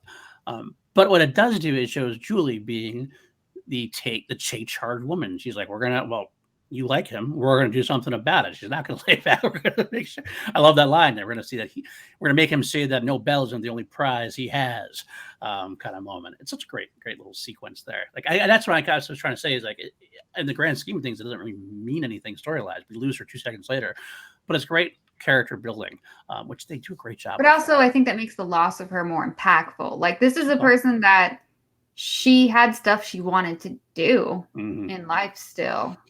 Right. Yeah, absolutely. We didn't mention before, but obviously Christine Wells gets chosen to be the press secretary or spokeswoman, Diana. That's a great scene when Diana like seduces Christine to be the spokesperson. Like you can really tell it's kind of like this creepy vibe. Christine loves it because she's getting flattered, but as the audience, you're kind of she's ready, all about it. And we get to learn that Donovan is not so thrilled with it, because we get again that moment where Donovan's like, this is not good. You're doing something that's for yourself, and you're proclaiming, "Oh, I'm going to be unbiased. I'm more for them. I'm doing this for." No, you're doing this for yourself. He has that journalistic integrity. Yes, and that's what it is. And I love that moment too. It's a great line, full of great lines. I keep mentioning these lines. I love this script very much. When Donovan's like, got to put those stakes away, and she's like, "Oh yeah, tonight's going to be a problem. But how did you?" Oh, that's how Donovan breaks up with her or whatever. And it's like, nice, well done. Yeah. But also, I love this seduction of power that Kristen and also Eleanor have. Oh yeah, Eleanor with Stephen. Which is, I don't understand like the implications they're going with those two. Uh, wasn't really sure. Anyway, Yeah. Right in I front of do Arthur think, too. Right in front of him. yes, No. I do think it was interesting that both of these characters are women. Both of the characters that are being portrayed as being kind of seduced to the visitor side are women. We don't see any adult males. I think Daniel's still a teenager. Yeah. I would count him as a child. We only see the only adults we see being lured are women. I think that's really interesting, personally. Yeah, honestly, this is one of the reasons I'm glad I brought you on because I never thought of it that way. But now that you mention And it, it's I absolutely don't. I true. mean, in 1983, I do think women were more viewed at that time as being likely social climbers and kind of more manipulative. And Eleanor does have a really great speech that she gives to her son Mike in the second part about how attaching yourself to power is the Right. only way that a woman is really going to get a chance to Yeah. rise up. And at that time, that was kind of the case. I kind of feel like if Denny had stuck around, we would have seen Denny seduced pretty easily. Yeah, But maybe. we didn't. We didn't get to see it. But that's a good point. Again, that's why I'm glad to have you around. See things from a different angle than I ever would. You're much smarter than me in some ways. We we got also another scene there. We get Mike visiting Sean, Yes. and he finds the key, which comes important later on. He's on the mothership or on the Skyfighter rather. He's about to give it to Martin. He's flying him to his son, which is kind of weird, by the way. Mike's a journalist, and why is he just getting flights around from from? Well, he was up in places, and Martin's got a ship, and that's also when they meet, which is pretty important. Right, absolutely. I almost feel like it's kind of funny. I might have read this wrong, and I could be wrong, but Mike finds this key, is about to give it to Martin while they're talking about visiting Sean. And you can see Mike getting said, "Oh, I could kind of give this to Sean. He'd be kind of a cool thing, a little visitor trinket, so to speak." Martin has this look on his face, and I don't know if it's true or not, but I almost feel like Martin wanted him to find the key, like wanted him to have it. I did not catch that at all. Like I could be completely wrong. It might have just been something. It's just this little I don't know what it is, and I could be wrong, but I kind of feel like Martin. But I do think that would make more sense than him randomly finding it and it being kind of this MacGuffin for him later on. Right. And it makes sense that Mike would do something with it because Mike is an investigative journalist. He's someone who's going to find something. Oh, I wonder what this does. He's not going to just keep it. He's going to want to know what it does. And Martin needs to find, obviously, as we learn later on, let's go get out there. No, Martin is one of the leaders of the good guys, so to speak, the fifth column in the visitor side of things. And if Martin's going to have any success, he's going to need human allies. And Mike Donovan is shown to be somebody who is, he's not going to be like Christine. He's not going to be seduced. He's a good person. He wants what's best. He also does what's right. And he's got a lot of pull in this world that, as far as the people that Martin has met. So this is the kind of person that Martin probably would try to recruit as far as getting the news out there, getting the word out about the aliens' evil schemes. But yeah, I did like that. It is really important that he gives the key to his son, Sean, who's playing with his friend Josh, who I thought they looked way too much alike. Whoever was doing casting, shame on you. That's against the rules. Because I got very confused. When he found his kid, I'm like, oh, it's great. Oh, wait, no, it's the other one. Never mind. But I think it's really great here that the kids have toys of the visitors. Yes, I did love that. The visitors have already begun merchandising. See, they are truly evil. In my mind, they've made a deal with Mattel. And they are profiting. No, I think realistically, some toy company is making toys and they're making money off this. I think that's really interesting though, since not getting too much into our economy, but our economy is one that is not controlled by the government. We are controlled by independent capitalists. So if you, like Arthur, own a refinery, you can make your decision on what you want to do with your refinery, provided you're not violating any laws that we have in place. Correct. Right. So if they want to retrofit it to help the aliens, they can absolutely do that. If they don't want to, they don't have to, unless there's, a war effort, in which case that's a little different. So I think it's weird that there are no government officials talking about anything in this whole show, but he makes the decision that he'll allow his refinery to retrofit it. But the thing is, we don't know what that does to him in terms of his financial situation. Right. Eleanor wants this because she can see that these people are going to be the ones in power, and it will be beneficial to them to side up with them so that when things start to go bad, they'll be looked at favorably. Correct. And we see this happen, historically all over. When people take power, sometimes people who are being oppressed will side with the oppressor because they think in the long run, they'll get a better treatment, which I don't know how well that works out for anyone, but good luck, I guess. In V, it doesn't end up working out too well, but they get a little free ride for a while, so to speak. But you're right about that. I like that aspect of it as well. Importantly, now the next big moment. Well, one more small moment we should mention. Obviously, Robin has this crush on Brian, who we saw. We did see him at the refinery. It's very sinister.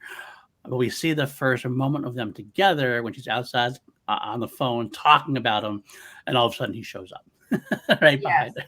And what a really great teenager moment. Right when he shows up, she says, "My life is over."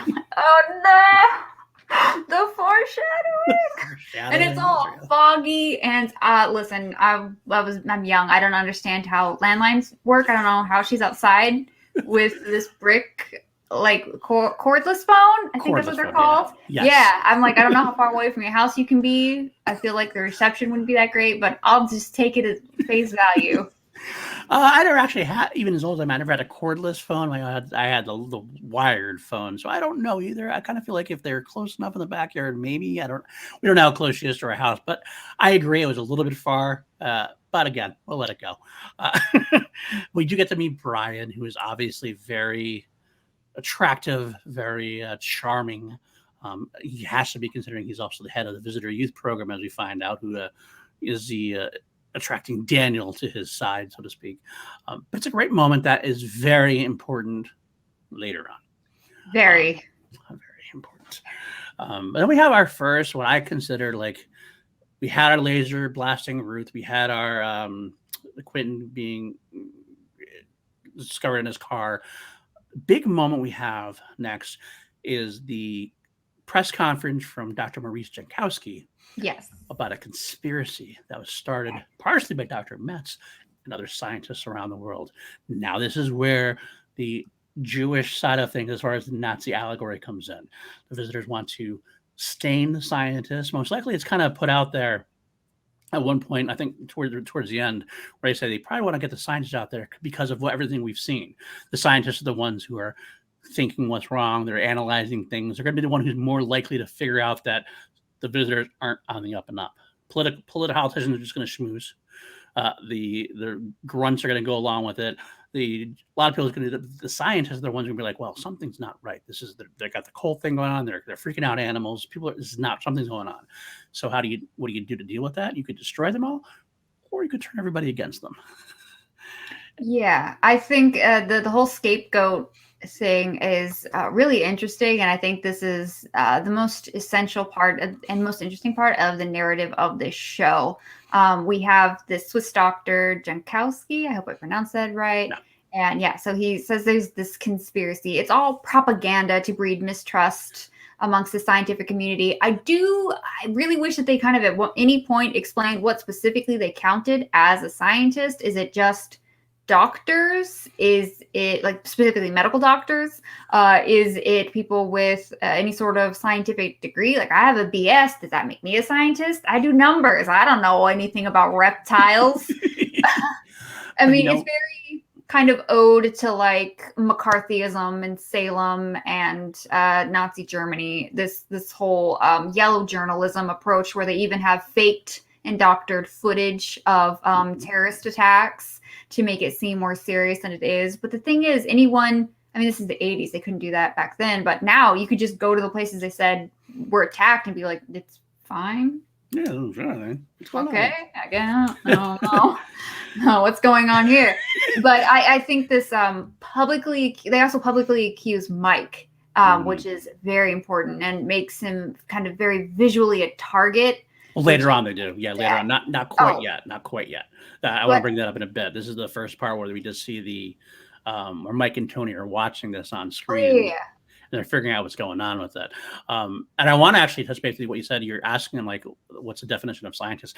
I think it's to their favor to be vague. Everything about this is Oh, vague. you're right. You're absolutely correct when you Everything say about that. But like they create like the scientist registry. yeah. I think something that's not really generally noted on is that just in broadly speaking, fascism is very anti-intellectual, just in Mm-hmm. general. In fact, most extremists, right-wing stuff is very anti-intellectual. And I do think it's interesting to have scientists be a real actual threat of harm to the visitors. Like these are the only people that really pose an issue for them. Everyone else kind of could just, like you said, go along with it. It's the scientists who would really be analytical and be able to understand and come up with something, the truth about them, one, and what could hurt them. But Right. also, we'll talk later about equally journalists like Mm-hmm. Mike would be a Yes. threat to because they don't want the truth about them. So causing this moral panic about this threat or about the terror, these attacks that are non-existent. Right. They need to not only show that these people are a threat to them, and they're faking what the threat is, of course, but they Right. need to show that they're a threat to other people, to the Mm-hmm. normal people, to lay people. And And that's a smart way to do that. and they showcase that a little later on. I'll touch base. We'll come back. But like for example, later on, Polly gets beat up because she's a scientist kid.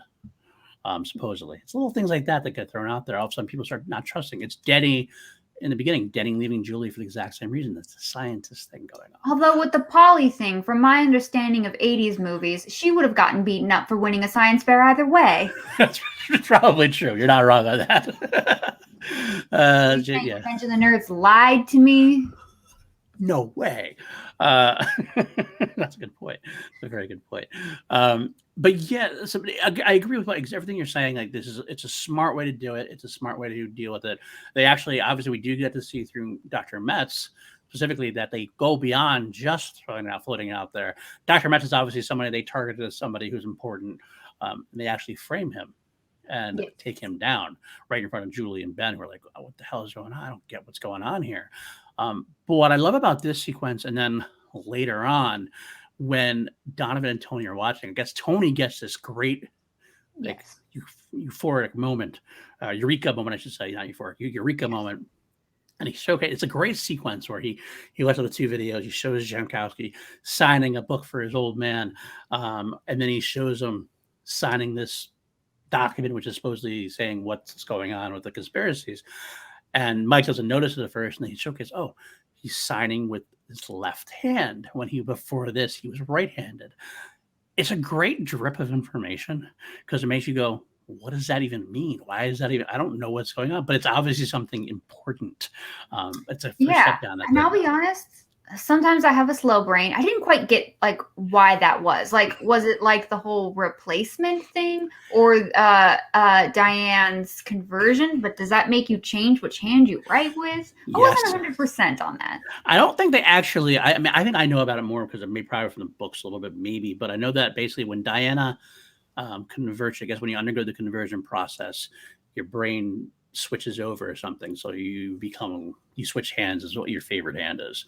I don't know why, but it's one of those things. It's like silly, like it doesn't entirely. It's a weird reboot, but I'll go with it. Yeah, it's like I don't know if that's scientifically accurate or what.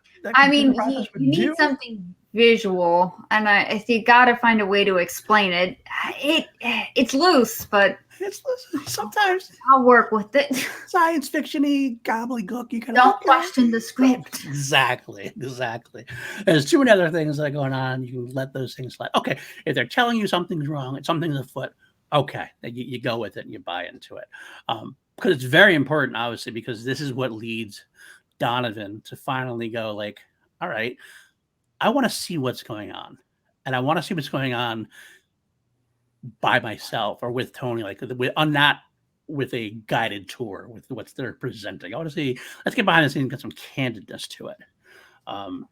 and Mike gets to go stow away to get on board the mothership without anybody knowing.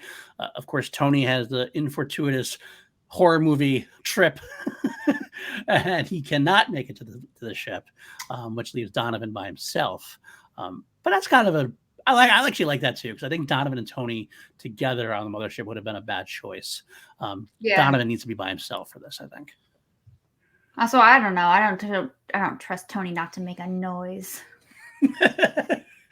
We'll actually get to that. Trip in the vent. Obviously, he's tripping all the time. He's not exactly not a person you want on the stealth mission, obviously. Exactly. We get to see, now this is the first real big moment where we get to see everything that's going down, because Mike discovers a lot during this. Yes. And it's like each thing is like it's a check off of what's worse. He gets right to the landing bay. They bring it up, and right away they're venting this compound that they just supposedly are making. They need our refineries to make. They're getting it up and they're venting it out into space. And that's a great opening thing to learn, because that's like one of the things like, well, what does that even mean? What the hell is going on? It's not easily understood. It's not like this, get away that the reptiles right away. You're just seeing, oh, they're lying to us. Yes. Okay. That's important. Okay. Very important. Also, it's important to note Mike does have his camera here. And this is not 2000s and not 2020. This is the big old honking just camcorder, which comes into play later on. Luckily, he has that to a degree in a few minutes. But he decides he finds the vent, and of course, as every good science fiction movie has, a good vent. Important 1980s spaceship has a very big vent. That is important to every 1980s and 70s sci-fi movie where a spaceship. You need to be able to go through a ship and get undetected. You go through the vent system. That's just how it works. So we come across Donovan. Finally, comes across Stephen and Diana, and this, of course, is the big first moment of the miniseries. Really, we learn a little bit about conversion. His trip drops, and it's done in a way that they're headlong into this conversation, and you realize something's off. You're kind of putting it together like Donovan is. You're like, okay, they're under our domination, their conversion process, they're brainwashing them. And Diana's very intuitive things. And we get the first moment of something really horrible happens. We see Stephen with there's a wall full of like gerbils and like all different kinds of animals. Right? Diana picks up a frog, I say. Right. Stephen picks up a mouse, store? Maybe. Yeah. Then Diana gets the guinea pig. But first we get Stephen, because we're kind of like, what's going on? You see Stephen like this, all of a sudden he's like, he does something, and you don't see what he's doing. You're kind of like, what? And he turns, and you just see the mouse like half in his mouth, half in his mouth. And you're like, whoa. And then, go ahead, talk to me about the guinea pig. All right, the guinea pig. Okay.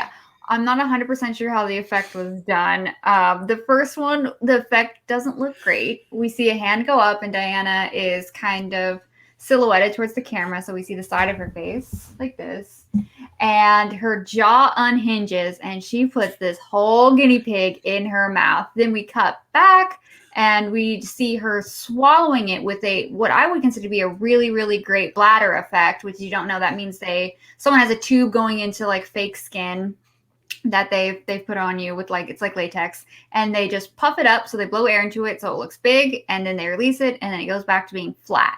Right. So it just kind of blows up for a second. So it looks like she's swallowing it.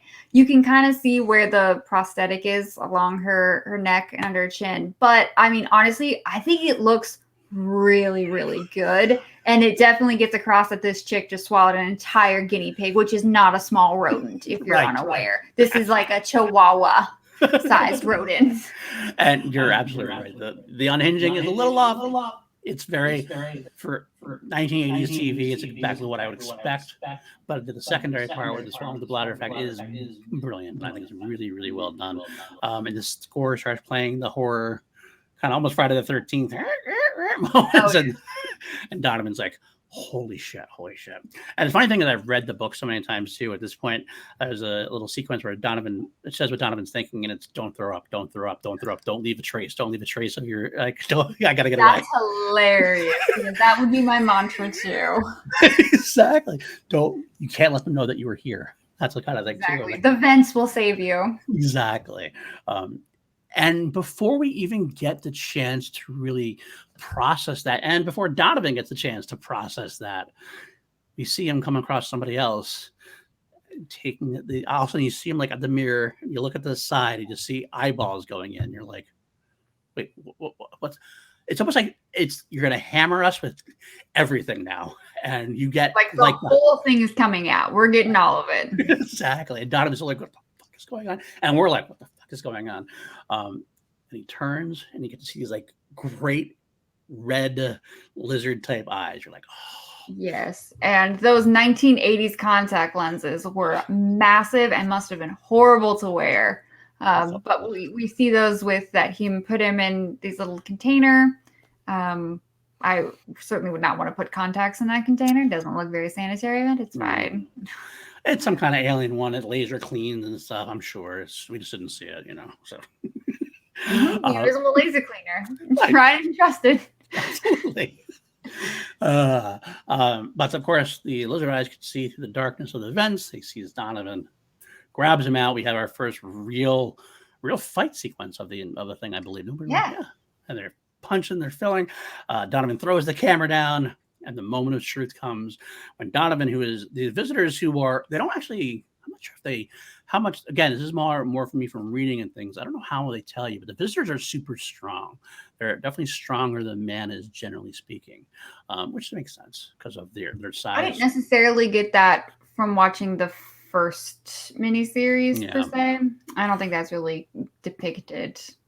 It's interesting because it's interesting for you to say that because again, I don't know because I've kind of had this in my own head. So when I go back and watch it, it makes sense because Donovan kind of gets his ass kicked a little bit. He's down on the ground. He does everything he can. He just reaches up, and there we go, like the cheese pizza. It starts coming off. What a great effect that was! Yes, the layer of skin. I would like to know who the makeup designer for the visitors were. Not the actual in series, but in show. Like who said, okay, we're gonna invade. We need to look like them. We have to do this makeup. Like it takes a while. We have to do the cast. We have to do the molds. They all had to sit there individually to get a specific, unique looking face. Right. That must have taken. No wonder it took them so long.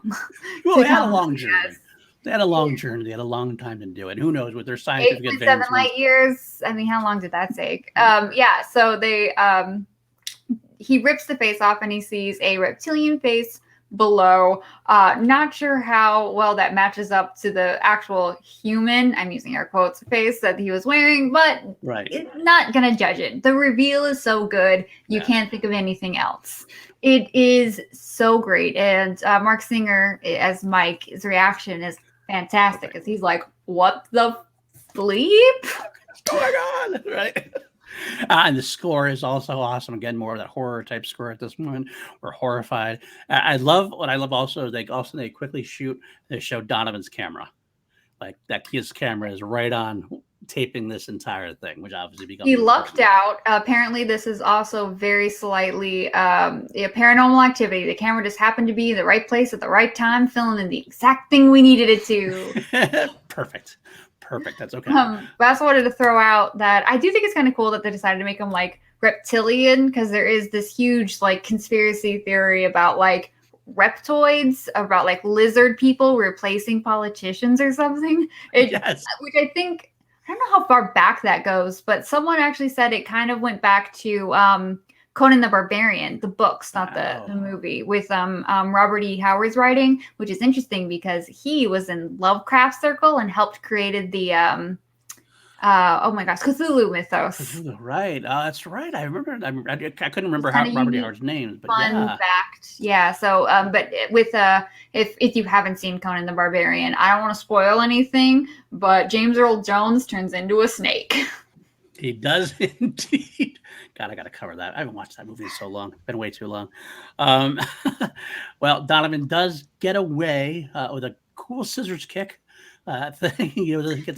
Mark Singer was like very physical in this role. Yeah. Like he does some, pretty great stunts. And I'm like, although I tried that, I would have broken the nose.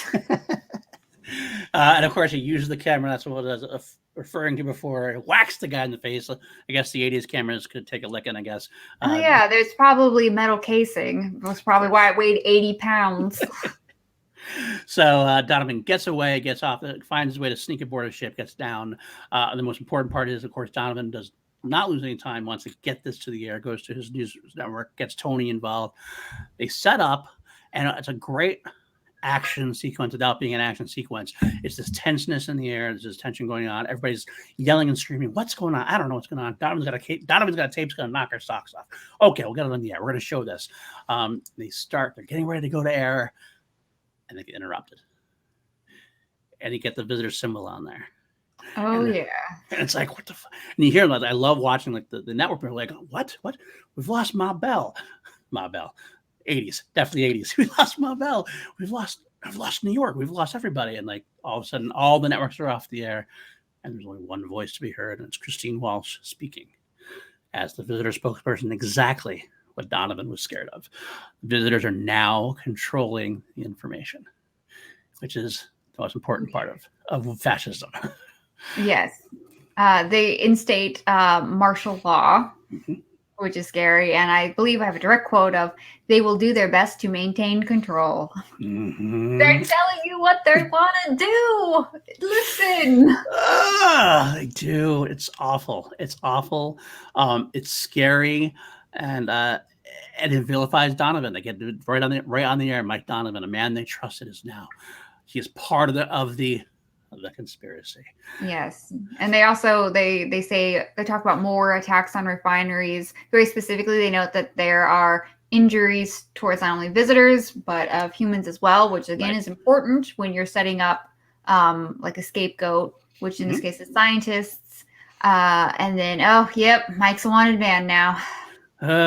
So scary. Of course, you see Sean getting all sad, and it's a sad moment, but I love it's a great action sequence. Donovan and Tony have that great camaraderie, have that great chemistry. He's like flipping them the tape. He's like, I didn't get my bad side, and Tony helps him get away. And it's a great action sequence, but we're going from there. Everything is going a lot more full speed ahead now. Yeah, the first hour is like slower. The next part is really starts getting going. Yes, absolutely. Like here's where we now are more, now that the audience knows, I think it's important to like start like really getting things to go.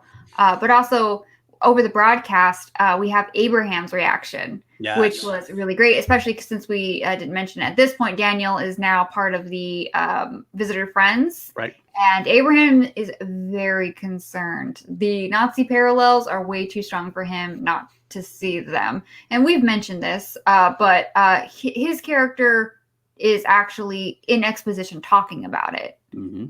Which is, so it's kind of unavoidable not to make note of it. Yeah, no, it's wonderful. And that sequence alone is a conversation between him and Ruby, who mentioned, and they're talking about Ruby's like, oh, you said it's going to pass. It's going to pass. Yep, it'll pass. This is different. That's what I said about 1938. Yeah, I think it's different. Is it? And that's when we see Daniel with the uniform on and everything else. Which was such a great thing to cut to.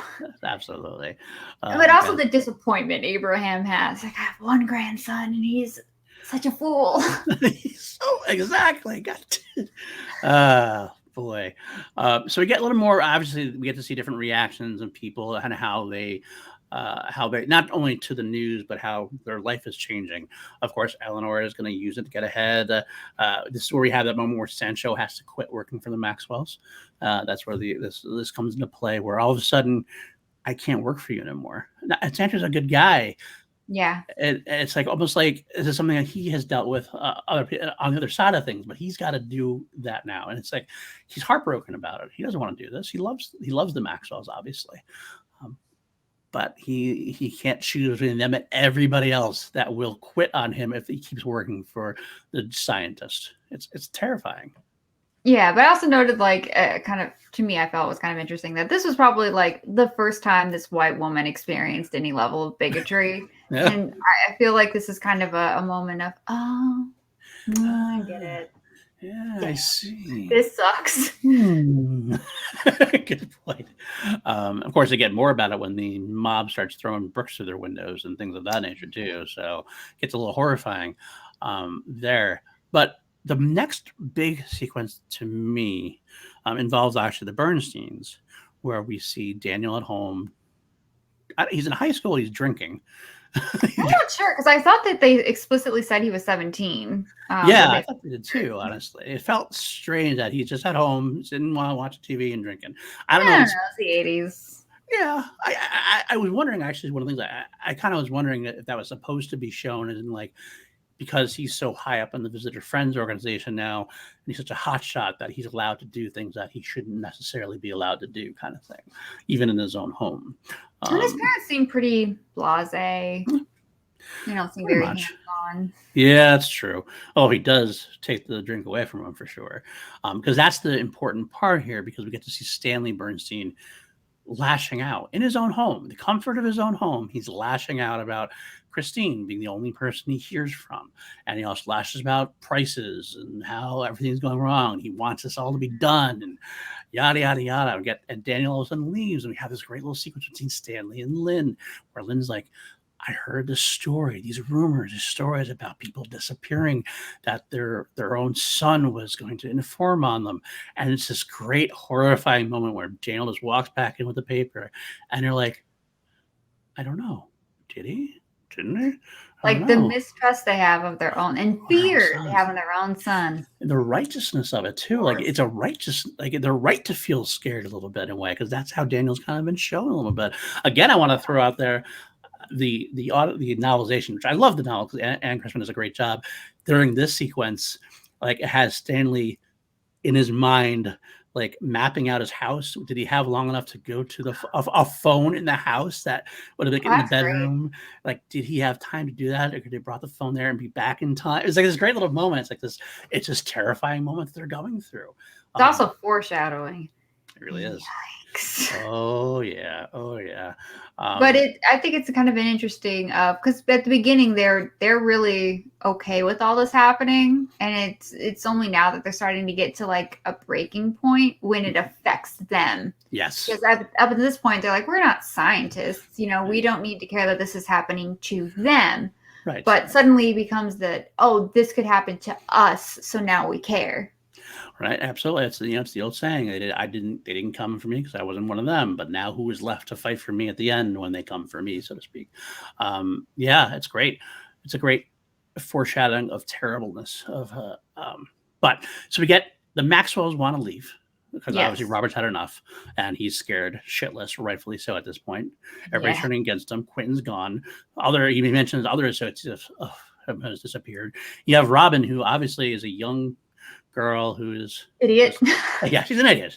It's kind of funny actually. You mentioned Dominique Dunne versus Blair Tefkin. From what I had read in some interviews, Dominique Dunne had played the character in a very different way, a more street smart version of Robin. When Blair Tefkin took over, she turned it into more of a valley girl. I don't know. I would be interested to see what the other Robin would have been like. I mean, we're not getting to the second part, but I'm just saying, did I in my notes write, oh, they should have just killed her? She kills the wrong one. Absolutely. So we have Valley, who obviously doesn't understand the gravitas of the situation at this point. She's like, I can stay. I'll stay with Karen. I'll do this or whatever. And Robin's like, get the goddamn car. We're going. Okay. And this is when we mentioned it before, they get the blockade. They see the guy get shot. They have to come back. And this leads to my favorite scene in the first part. Is really like bone. They decide they're going to, they code Abraham, who wants to hide them in their pool house. Just like the Anne Frank situation, we're going to start hiding scientists, keeping them away from everybody. And the interesting angle is that you have Daniel there. You have Daniel there at home, like who's like associated with them, which Stanley brings up. Basically, Stanley, obviously Abraham's son, Stanley is against this idea at first. Gets really upset about it. He's like, we can't do this. We have an informer right here. Stanley, they got to go. He's a scientist. He's a fugitive. Oh my god! And then we get this great speech from Abraham where he just yells. He's been very calm the whole time. No, you won't. He's like, oh shit. And we start hearing that, like, this story that Stanley had heard before. I love the dialogue because it doesn't dictate everything. It's obviously the story is that Stanley has heard is that his mother never made it to the excuse me, the showers. Obviously, they never made it to the camp. He didn't make it to the concentration camp. Correct. Thank you. That he had told him that to spare his feelings that his mother died of a heart attack, In the boxcar. and they had put him in a suitcase when he was a baby so that he could get out, and that was something that in real life did happen. And he tells him what really happened. His mother did make it, and she was killed. And and he doesn't spare the details. Right. He's finally coming clean with everything, which Stanley obviously hasn't known, and Stanley is looking more and more horrified. And Aaron has this final great line, which is like, if you want to sum up V in any line, it's that line. They have to stay, or else we haven't learned a thing. And that's perfect. And it comes back later. Yes! In the best way. In the best way possible. These leitmotifs of these visual and musical, and more importantly, this specific moral comes back. And it's done so well. Generationally speaking, yes, absolutely. And we're going to get into that in part 2. But yeah, it is definitely my favorite moment of this mini, the first part anyway. It's powerful. It's exactly what you want out of V. It's what, if you are to learn anything from V, it's that scene. So from there, we actually get to see the first meeting of the resistance. Julie has brought Ben in. They have an underground meeting with a few people we haven't learned before. There's like a cop named Brad. Who is played by William Rust, who is dad in Boy Meets World. Shout out to him. That's right. Bonnie Bartlett, also in Boy Meets World. That's right. I forgot Bonnie Bartlett was in that as well. That's true. She was with her husband, William Daniels. So we meet a couple of the resistance. There's another woman. I don't remember her name because she doesn't really come up too much. But Brad is very cool too. Like, they have this great sequence where they try to determine what they want to do, how they want to resist. It's like this exploratory thing, but it's important because it shows Julie as a leader. Brad starts talking, like Julie starts saying, well, we all gotta bring people in. She starts trying to do it scientifically. Cells divide and they gather more cells. And Brad's like, this is great in science, but as she just cuts him off, stop it, Brad, listen to me. And there's this moment where they all look at her and like, okay, she's going to be the leader here. She's passionate, she's fiery, she's intelligent, she knows what she needs to do, and she's going to take charge. And it's again by the end, because they decide, they start talking, well, they have to get in touch with people who are on the inside, and they float Christine Walsh as one of the people possibly. Now, completely honestly, I'm with Brad. It's like, she's too much of the inside. I don't know if that was the right choice to make. Like, granted, we know more as the audience than they do, but even as a non-audience member, if I looked at somebody who was the spokesperson for the visitors, I wouldn't think they were somebody I'd want to contact about resisting them at this point. Yeah, not great. Like, you make their decision to do it, and then Julie, they look around, everybody's like, well, who wants to do it? And Julie's like, fine, I'll do it. It's a great moment for Julie to showcase her as a natural leader. I love her in this role. She's a perfect resistant leader. She's a perfect character for what we want to see.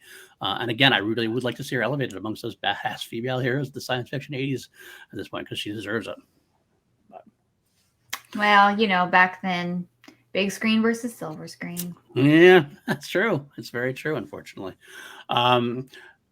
Now, interestingly enough, I love this next little sequence, but I gotta say, it almost took me out with how far it went. You get Donovan calling Tony. And I love the little camaraderie between them. Your Uncle Pedro, having problems with the phone, man. It took him so long to get it. Mike, you're better than that. You know better than that. Come on, Mike. I thought you were smart. And then he was the old, you must be all tapped out then. Anyone listening would be like, oh, he knows. Okay. I figured this out 3 hours ago, man. Come on. Come on, Mike. But I like Italian food, remember? Oh, okay. But then, so the sky fight, the troops see him. I almost thought it was over the top that the sky fighter starts shooting down at them. If the visitors on the street. Public street, they're maintaining this. They are slowly taking over. They are in control to a degree, and having shock troopers is kind of bad enough. But having also, it's imagine in the middle of LA, a plane's coming down to shoot That just seems a little over. Honestly believable. Well, that's true. Maybe in this day and age, who knows? But it was a fun action beat in a moment where we didn't like. There's not a lot of action in the first part, obviously, and if you're coming for action in the first part, you're kind of coming to the wrong place. But there's a nice little fun action moment there. So what else we get from there? Let's see. We get this other great sequence with Ben talking to Elias, trying to recruit him to the resistance, and Elias is having none of it. I love what he says. The streets haven't changed. There's just another man to be the man. That's right. And it's funny too, because like you agree with Elias to a degree, because Ben's like, this is not right. Something's got to change, or some people are trying to do something about it. It's like, why would I do anything about it? I'm making money off selling eggs. This is good for me. This is good for the streets. But it is a great way to kind of further that like little animosity between Ben and Elias, because it comes into play so much in a few moments. Really, they do that throughout the whole first episode. You see every time Elias and Ben get together, there's this little Elias is jealous of Ben. Obviously, Ben has been the golden child. He's a doctor. He's a scientist. Obviously, Elias probably didn't do well in school, got in some trouble on the streets and things like that. But it's like this sequence. There's good and bad on both sides. Ben probably didn't give Elias enough time because Ben didn't want to associate with Elias, and it forced Elias into more or less legal activity, so to speak. But you feel bad about them because obviously they both kind of have this love for each other. It's kind of there, but you're just like, it's a great little setup for what happens at the end of this episode, actually. Yeah. So I like that they're depicting like supply chain disruption, which I think is really important to show. And Stanley kind of hits on when he talks about the inflation going up and so on and so forth. And I think it's kind of great here because, again, these are two black men talking. Yes. So we have Elias who, like, they're not trying to pretend like he's just any character. He's very specifically made to be a black man. Mm-hmm. And he's talking with his brother. I love their conversation. I love how it's shot. And Ben's really trying to reach out, and Elias is kind of rejecting it, which comes back later in what happens, unfortunately. Oh. But again, I think it's having, these kind of scientists and versus minorities, and how people in power try to pit minorities against each other. And we're not seeing him being impacted, so he doesn't need to care about what's happening. But Ben is impacted because he is a scientist. Mm-hmm. But still, Elias just isn't hearing it because he's still golden. Right. As far as Elias is concerned, he's still golden. So it's like, why would I change it? And I get it. We have a couple little more. We're coming towards the end of the episode of both this episode and the end of the part one. But some good couple of moments we want to touch base on. Obviously, Julie goes to see Christine and ends up seeing different kind of reunion. Mike finally comes to Christine, and there's this great moment where Mike and Christine have this conversation. Mike's trying to tell her exactly what's going on, which makes sense. It doesn't make sense for Julie to go to Christine. It does make sense for Donovan to try to bring the tape to Christine and go, look, this is the people you are sucking up to. This is the people who are giving you your power. This is wrong. This is your come to Jesus moment. Are you going to be on the side of good, or are you going to be on the side of evil? And we learn quickly enough that despite her misgivings, she's obviously not 100% all in on the visitors.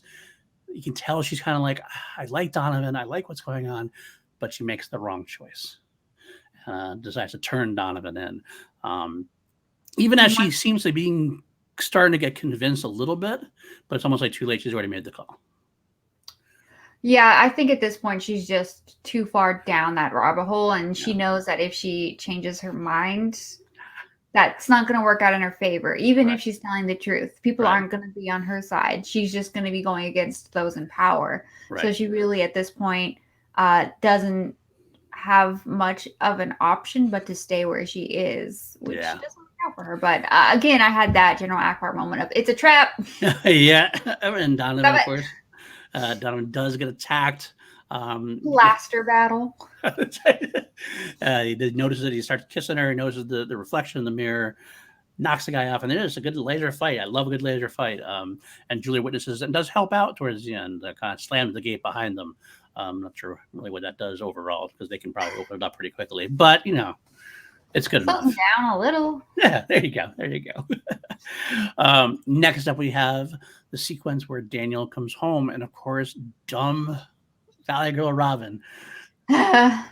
Like, I understand I understand the need to get out of the pool house. I'm sure it's quite cramped in there for all five of you. But you go inside the other house. You go inside, like I don't know what you expect, but go outside and back or something, go in the woods or something, hang out. But I mean, clearly Daniel's someone she's known like her Yeah. whole life. She probably doesn't, even though he's a friend, and she clearly doesn't see them, even though they are, as a threat yet. She doesn't get it. And this is her friend. She doesn't really think much of it. And man, is she naive. And man, is she blind. Like, she's like the whole time she's talking about Brian to Daniel, because obviously Daniel and Brian are friends. And Daniel is doing like everything to hit on her, everything to try to get with her. And she's like not even noticing. He's like touching her arm, holding up her arm, and she's still like, oh, Brian, Brian. I'm like, it's the how close can he get to touching her cleavage on NBC, according to the commentary track. I was like, yeah, that's what that is. I can see that. Very close, but not absolutely. Not quite close enough that they're going to get off the air in the 80s. But yeah, it's pretty much all it is. It's a feeler up moment at this point. But I wanted to mention that she's staying in the pool house. They do have a pool. Oftentimes we see Robin around sprinklers back in Denny's apartment with Juliet. He lives on an oceanfront property. We do actually see water a lot. That's a good point. That's a very good point. I don't think I really thought about that until you bring that up. That will be important later. Yeah, it absolutely does come into play. Absolutely does come into play. But so that's where we kind of end with Robin and Daniel at that point. Daniel's being creepy. He is shot down, and like, to his credit, he does kind of back off dejectedly. But well, not in the next episode. No, not in the next episode. At this moment, he does. But the moment is brief. But then we have the big final action battle where Ben, Brad, Julie, and Resistance go to steal equipment for the lab. They're talking, I guess they're going to have a lab. They're looking for a place to house it and all this stuff, but they're looking for equipment to start resisting. And it doesn't go as according to plan. Entirely, anyway. Ben sees the visitors coming in with this other, I guess, the owner of whatever warehouse they're at, whatever, they're turning them in. Ben slams the back of the truck, says, go. Julie and Brad fly off, or ride off, rather, drive off. And Ben's being chased by the visitor troops. And we have a great moment where Julie stops the vehicle and Brad's like yelling at her, yeah, we got to go. We got to go. And she's like, I can't leave the man behind. And she goes back for Ben. And it's a great little sequence. They get shot, falls over the encampment or the railing there of the parking garage, or whatever it is.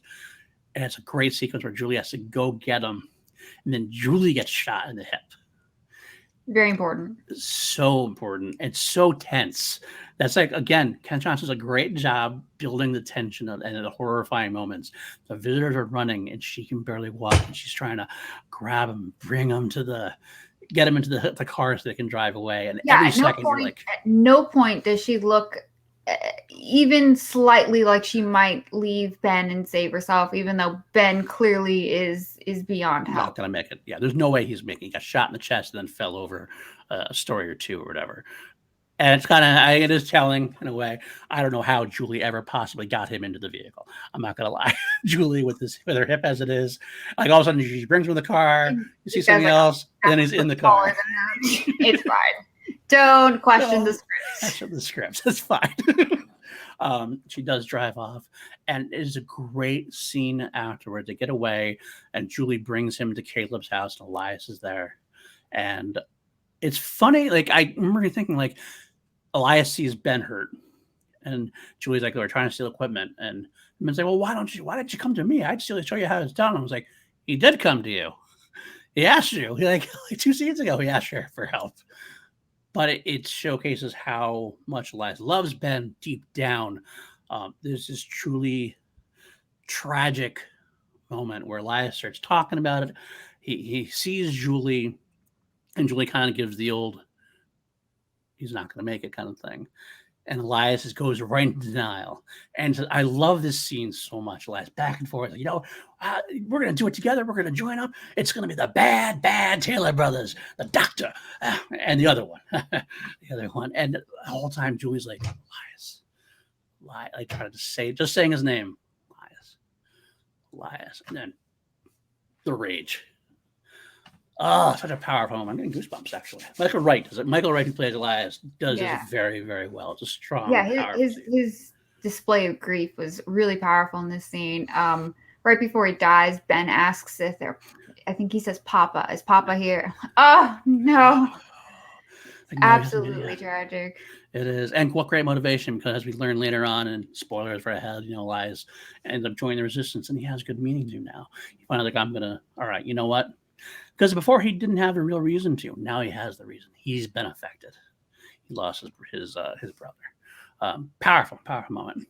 And then we hit the end, at the very end of the episode, which is another fun, great moment. Kids are spray painting graffitiing over the propaganda posters we mentioned earlier, just like in the subways when it comes to the original marketing. And Abraham comes in. No, you're going to do it. Do it right. Spraying the V. The score starts swelling a little bit. And we get our first hero score. That's right. The first heroic moment. This is where we know that, okay, now the resistance is being formed. The resistance has started.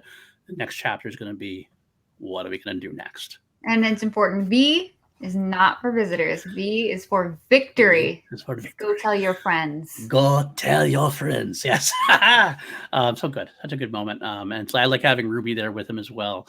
She sees that as well. What a great first episode.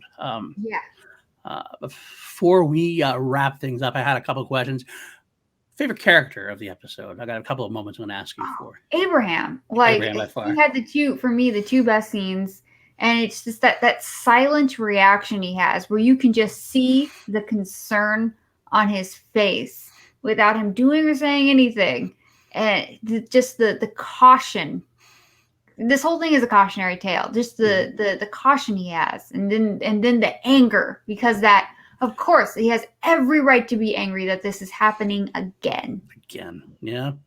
I don't disagree. I will say I'll throw out the other one for me. Because I'm a nostalgic child of the 80s, Mike Donovan was my boy back in the day. I wanted to be Mike Donovan as a kid. And what a good role model. He was actually a very good role model for us young boys. He was a righteous man, good man, did what was right, but wasn't very, he had a good streak to him, but he had flaws as well, as we're going to come to find out. He's not perfect in any way, shape, or form, but he tries to do the right thing. So I do like him as well. So did you have a favorite? We already said your favorite moment was probably the same as mine, was the Pool house dialogue, same as me. Favorite action beat? Do you know a favorite action beat this episode, even though it wasn't full of action? Okay, it's really silly, but when I was watching the commentary track, I hadn't really caught it until then. But it's when Mike is breaking into the smaller ship so that he can go above the mothership, and he dives into it, and his leg kind of does this ballet pirouette leg, and he just kind of slips it in just in time. Yeah, that's true. I'm a tall person with long legs who's not really graceful. I'm like, whoa, wow, that's great. Mark Singer knows what he's doing. Mark Singer was actually very into martial arts and very into that kind of thing at the time. So he definitely was doing a lot of his own stunts. Wouldn't surprise me at all. I actually love the fact that Tony goes for it. They jump up. It's that moment where you have the door closing too. And you try to grab Tony, and Tony gets his leg over, and you're like, his hand out. And it's like, I'm gonna make it. She's gonna make it, and it's too bad as well. Yeah, that's it. And for me, my favorite action beat actually was the beginning. It was the helicopter fighting Donovan, and Donovan standing off there. The whole actually from the standoff of the resistance of the El Salvadorian resistance guy, and then facing on Donovan before the mothership came. That just summed up everything for me at that point. So, all right. I think that is where we'll wrap up. Do you have anything last minute to say about the this episode? Any last thoughts? I mean, honestly, this is such a great show, and it's something that I do think this story, as it's told right here, this is something that is absolutely timeless. Like, you could show this to anyone at any point, and it makes sense. And I think actually at this particular time in history, for instance, I think it would be something more interesting to look at. Agreed. Agreed. Last thing I will say is again, I agree with you entirely. It's very interesting to me, and we'll come to showcase it. You and I both, you especially, I'm gonna throw you right under the bus, have a very big penchant for loving a lot of, shall we say, not so great movies, not so great B movies. They're fun. They're very fun, and I actually love that about you. And usually you'll throw out titles of movies. I'm like, I have to watch that now. I definitely have to watch that now, and I get why you love them. But it's amazing how this goes from like such a timeless, really good story, good show, good everything, how it goes so quickly into the other side of things to a degree. But I mean, compared to what I watched, I don't know what you're talking about. This is still an A show. This is definitely an A show. Absolutely, the weekly series a little less, maybe as much, but it's still fun for its own way. I can't wait to get into some of the future things. Obviously, next episode we get the resistance coming into play a little bit further. Some great moments with Donovan learns a little more about what's going on, and not the whole rest of it necessarily, but close to it. A little more horrible moments, some great resistance moments, some great battles. If you go on to the final battle eventually, that will be a little bit. If you don't know, actually, one thing I was going to mention before, we're going to do this a little bit irregularly. We're going to have tonight is May 1st, and we have recording this a little bit before. Tonight's May 1st. Tomorrow, just like back in 1983, you're going to see the next episode, the next installment. And at some point in the near future, we're not going to wait a year. We'll wait a month or so, maybe a month and a half or so. We'll do our series on V, the final battle. I can't wait to get to that as well, because there's a lot of fun moments in there and a lot of interesting choices made to further the story and to, well, at the time, kind of finish the story, so to speak, before they go on to the weekly series. So there's a lot more to come. I hope you enjoy yourself, guys, here tonight. I hope you leave a comment. Tell us what your favorite part of the episode was, what you like about V, whether it was timeless to you. Lego, where can the folks find you? I can be found on the YouTubes it's spelled below Legoland 13. I usually do very long video essays on very random things, typically horror. Fair enough. And I love you for that because I'm a big horror guy, as you know. Find me, you got the Twitter there at Paul_Denuzio, PLD Project, a lot of stuff going on there. Every week we do Holy Snopes, Star Wars podcast with myself and Matty Gunner. We do Crown Jewels, a journey through Queen, where I go through every track on the Queen catalog one by one. And then bi-weekly, I either switch from Class Action, where we put up two actors, movies, characters up against each other in battle, have custom-made categories to see which one comes out on top. And finally, of course, Two Mediocre White Dudes on Film, PJ and myself going through movie franchises. A lot of time it is horror, although we did take a little time away from horror, do some Lethal Weapon, which was fun, things of that nature. But Friday the 13th is coming. We're going to be going through Friday the 13th one by one in anticipation of the new series coming as well. So that should be a blast. And I think that's it for now. Good enough. I pitch enough. You know where you can find me.